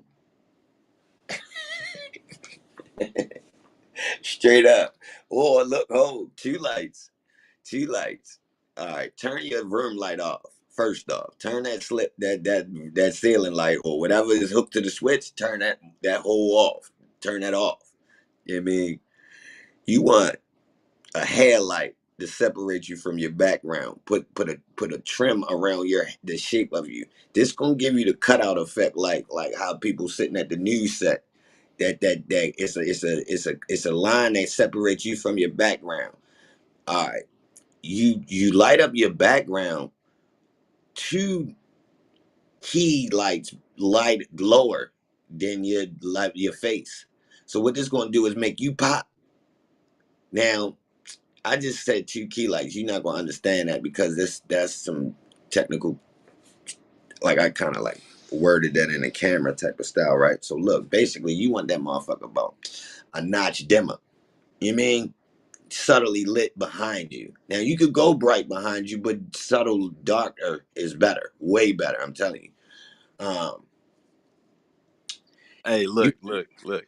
yeah. All that shit you say, I just put up my PTR, bro. This is what I did off the advice you gave me. It's like $15 shop light and another pack of like $5 styrofoam, and I set the length of the styrofoam across the top of the shop light, and it just softened everything. It's dark behind me, the background pop, but my face is not like shiny. You know what I'm saying? Because that styrofoam, bro, posted you be on that shit, and All you right, ain't hold lying, on. I'm dog. ready. Look. Hold up. I'm ready to do you better. All right. So look, let me see what you got. All right, do this now. Take like a cloth, get like a pillow sheet or something, right?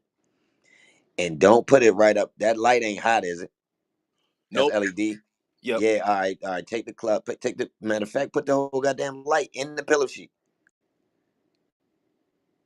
Facts. Yep. or wrap it Facts. around. Facts. Give Right. it a color glow. It's gonna make it soft and it's gonna give it the color. Big facts. Dog, cheap too, dog. You know what I'm saying? But hey, anybody that's listening that is a content creator, or you beginning, these things are like they make the world of difference. Like post be on that shit and just try it though. Like a lot of this shit people just be having sitting around at their house anyway. You know?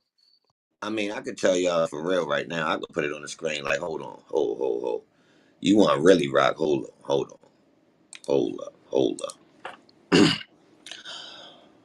All right. If you got a drop ceiling with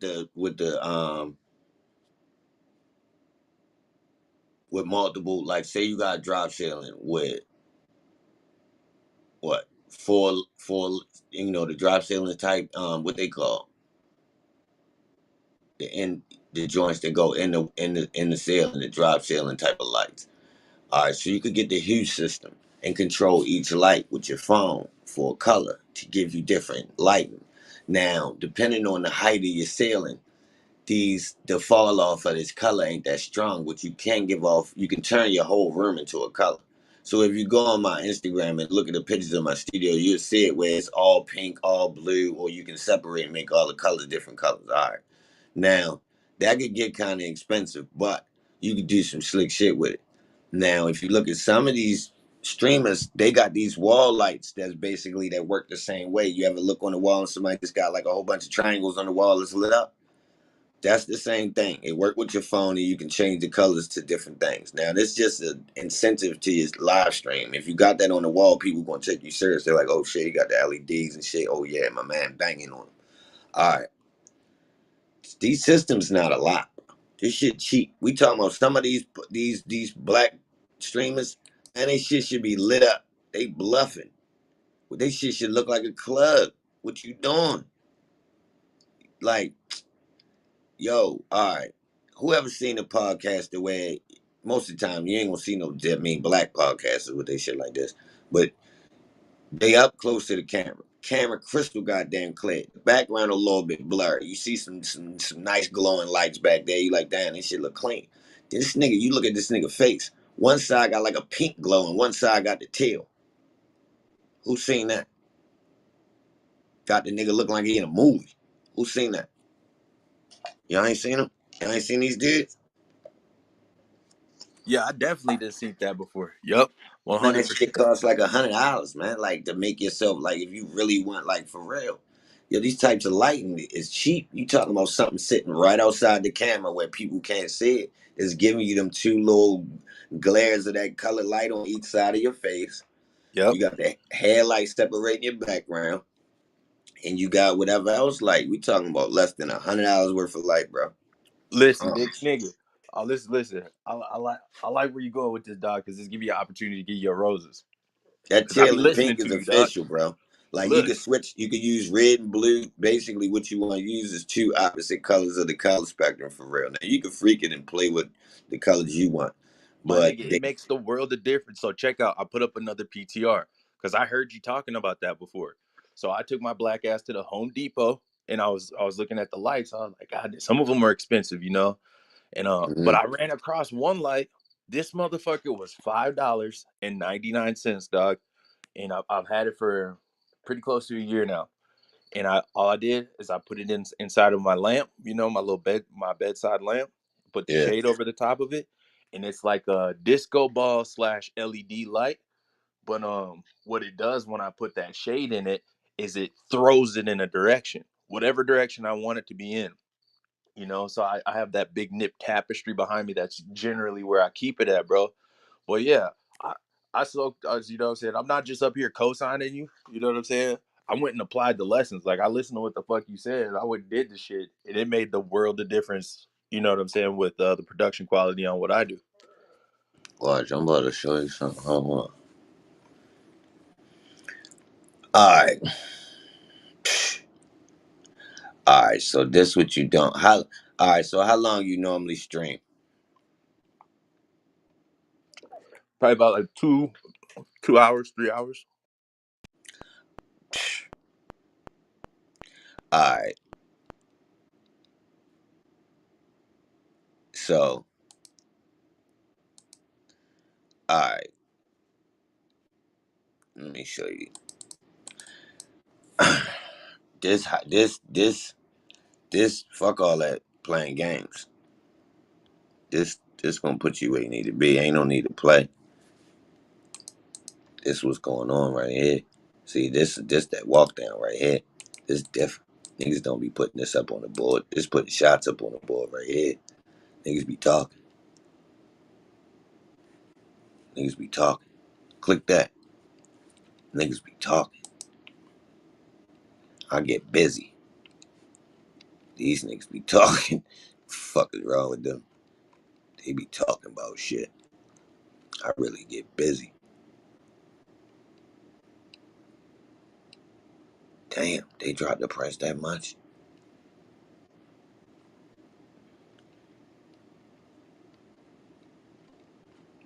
You see that?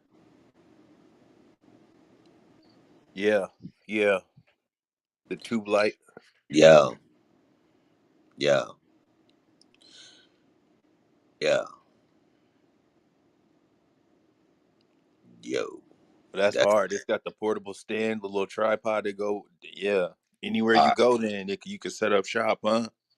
So listen, I I shoot I shoot music videos. So I got two 4 foot ones of those, right? So I vouch for that little ass tube. Basically, that's just a short version of the same exact thing I got, right? So like, if I was a permanent streamer and I had them two sitting on my desk, I'm the shit. Like that's tight. Now these things charge up. That it lasts pretty long. I don't know how long, but I think for sure you got it 2 hours easy for sure. I'm thinking they got that 2 hours easy. Hold on. Oh, they got the battery grip. Oh yeah, they got the they got the plugs. Oh yeah, they got plugs, bro. I ain't down. I don't even think I ever looked to see if they had the plug for the wall. Yes, they did. So fuck that battery. But the battery lasts. Now they got other ones too. That's just the one that's just sit right there and is manageable. Oh, what the fuck is this? Oh, they got another one.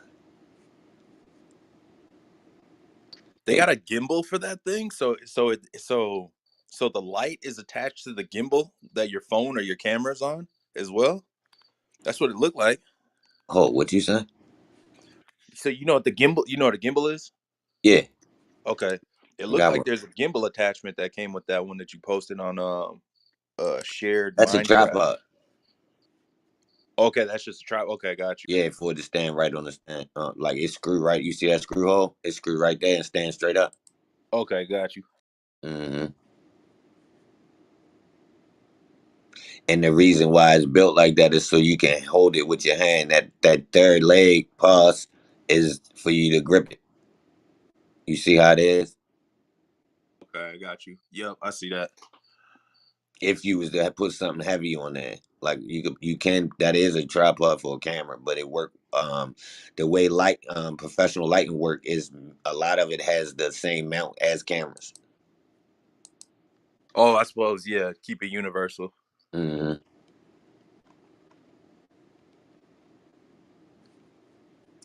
Now they showing off with mad different versions of these light rod sticks. This technology has advanced in the last 2 to 3 years. Crazy. Like now I'm looking at stuff up here that's crazy compared to the ones I got. I got the second, the third series that came out. They on like look like about the fourth or fifth now. But yeah, that's hold on. That's just one version. That's tube lights. They stay out the way. They kind of simple to easy to use, right? They that's the newer style. But hold up, that ain't all. They got, hold on. Cause if they like that, then all right. So this'll do you right too. But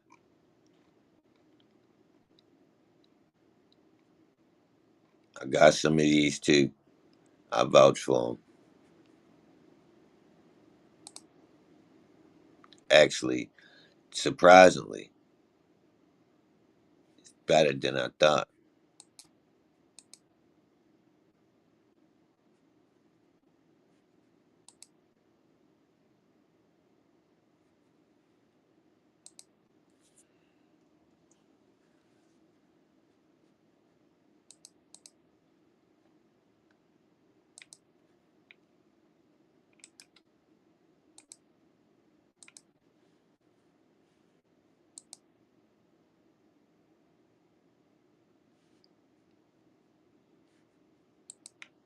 Hey, you up all night, huh? Posting this room, huh?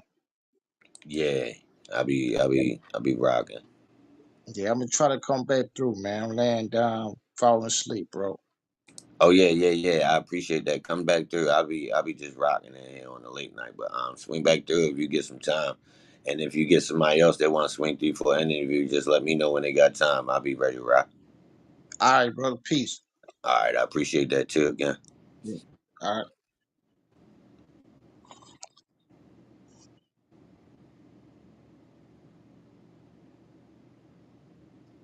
That was a good conversation. That was a real good conversation. Mm-hmm. We needed that. Yep, most definitely.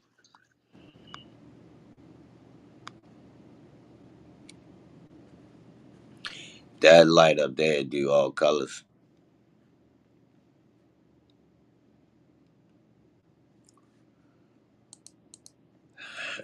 Okay, I didn't seen these before on like photo shoot sets.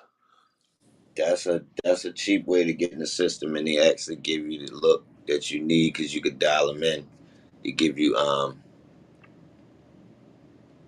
they give you the different levels of light you need for each floor. You know what I mean? So you get three of them. I will put I will put one on one of my sides to give me the light on one side that I want.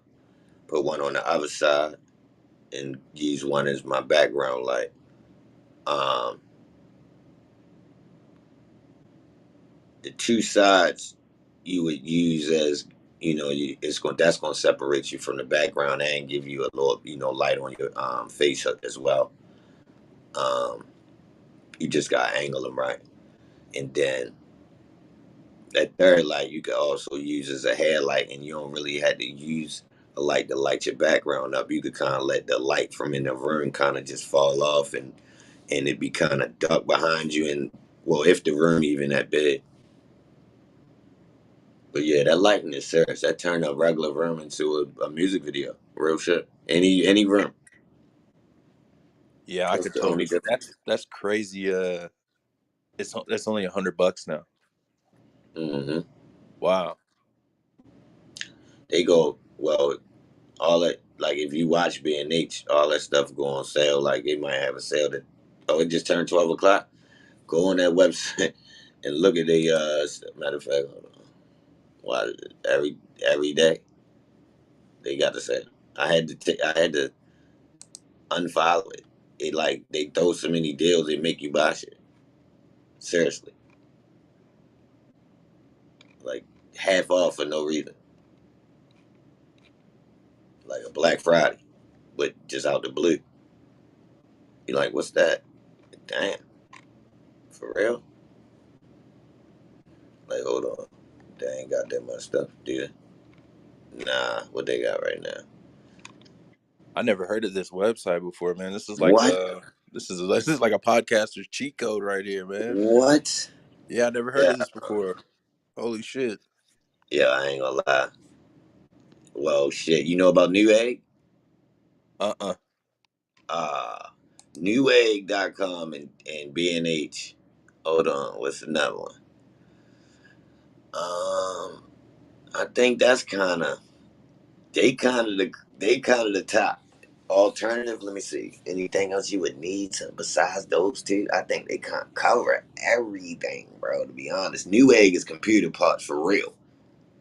Like, like if you want to put one together, or you just need, the variables. You know what I mean? And Right. they playing fair for real. Like everybody prices is based off them in the world. Damn near. Like if somebody knows somebody slicker than New Egg, they're a goddamn geek for real. You Niggas know understand what I'm new. saying? What's this Like shit called? they, New egg?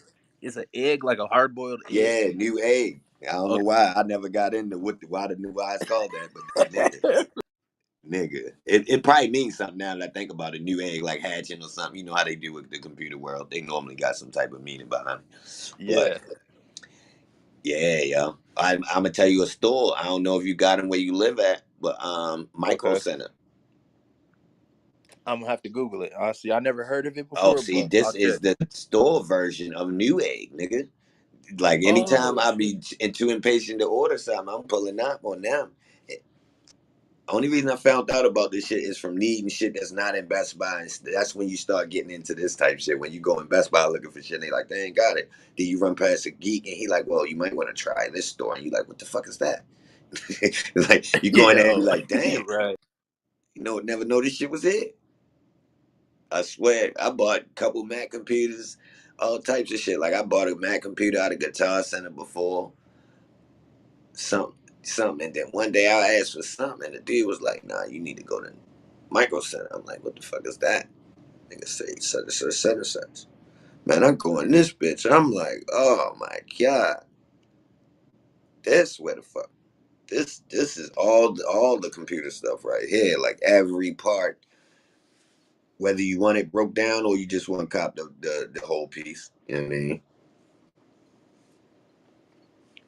Oh, we do got one. I figured it.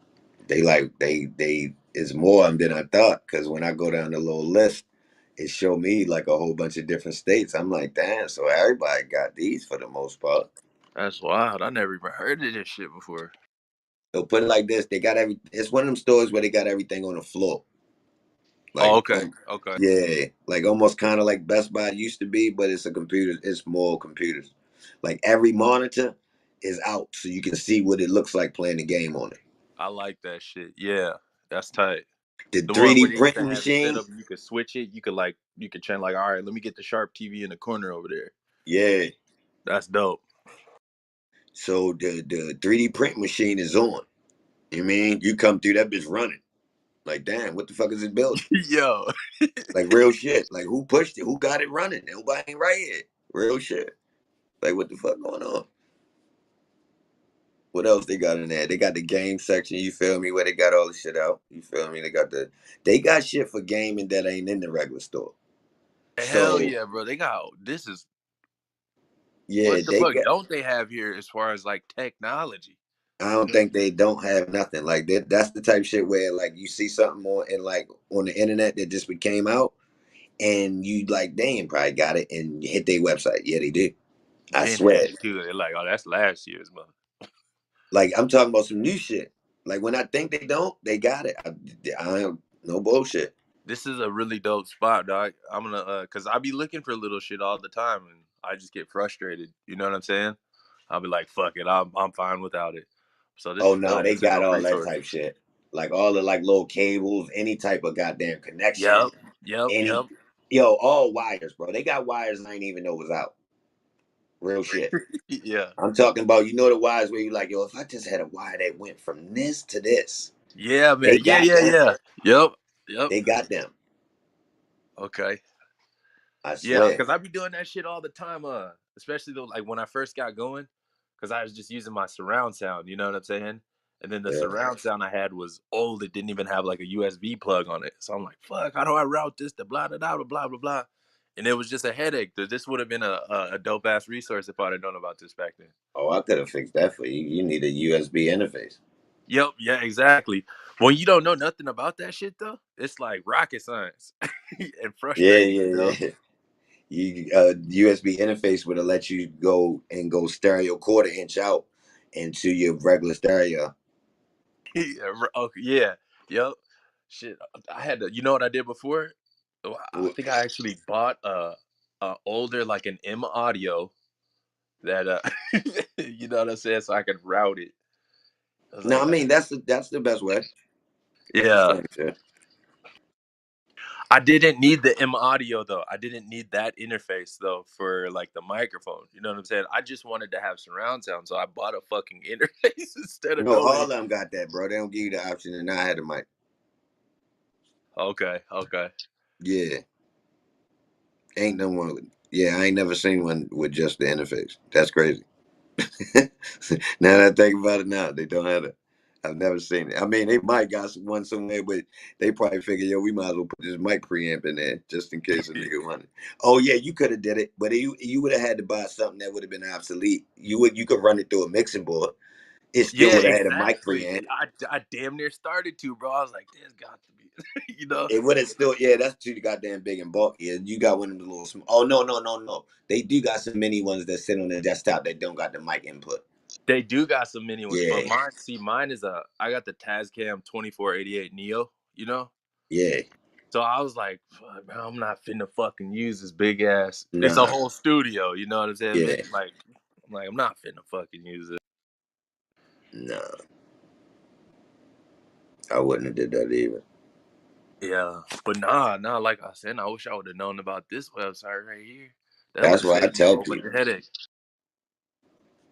That's why I tell people. Oh,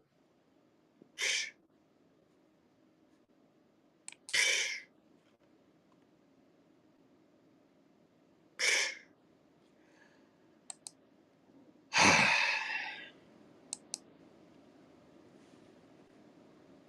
got another one. I forgot about this.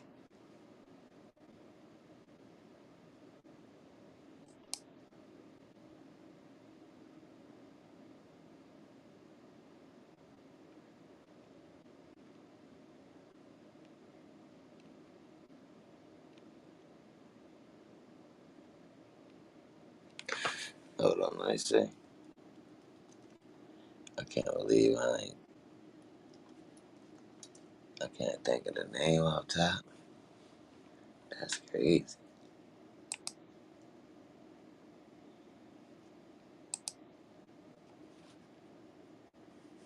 That's crazy.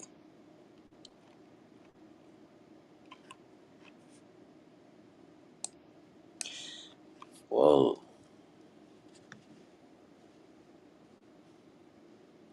that says a lot. I used to look on this goddamn website every day.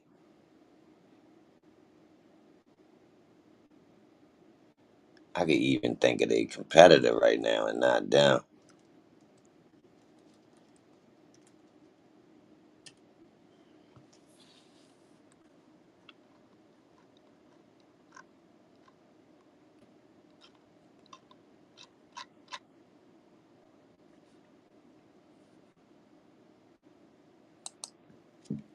This not it. Mm-mm.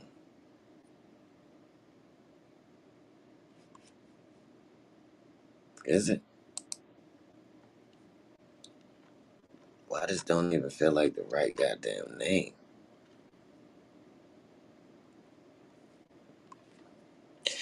Yeah. So I think the website that I'm talking about is Sweetwater, but for some reason it don't. Yeah, it is. It is Sweetwater. Anybody know about Sweetwater? Let's see.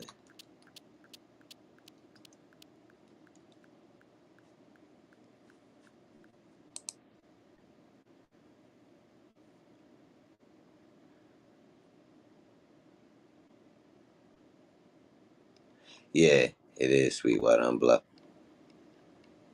Damn. Yeah, it is Sweetwater. Yeah. All right. So Sweetwater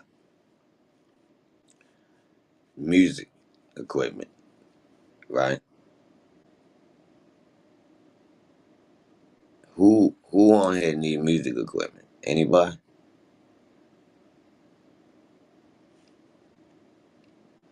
Nobody? Alright, say less.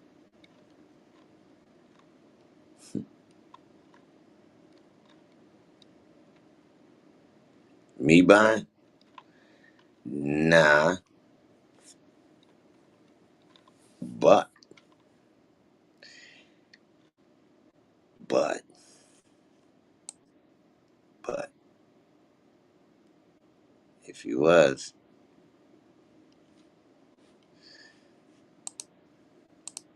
now I'm live right now, so I ain't even gonna just jump out the window. Ain't no need for me to just say it, cause I keep that shit to myself.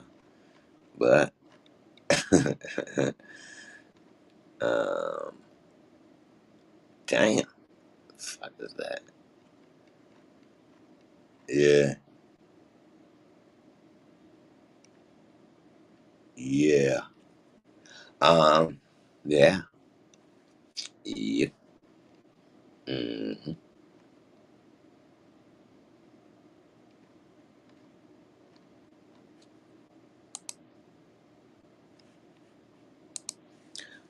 Yeah, we be back with the live stream though. Whoa,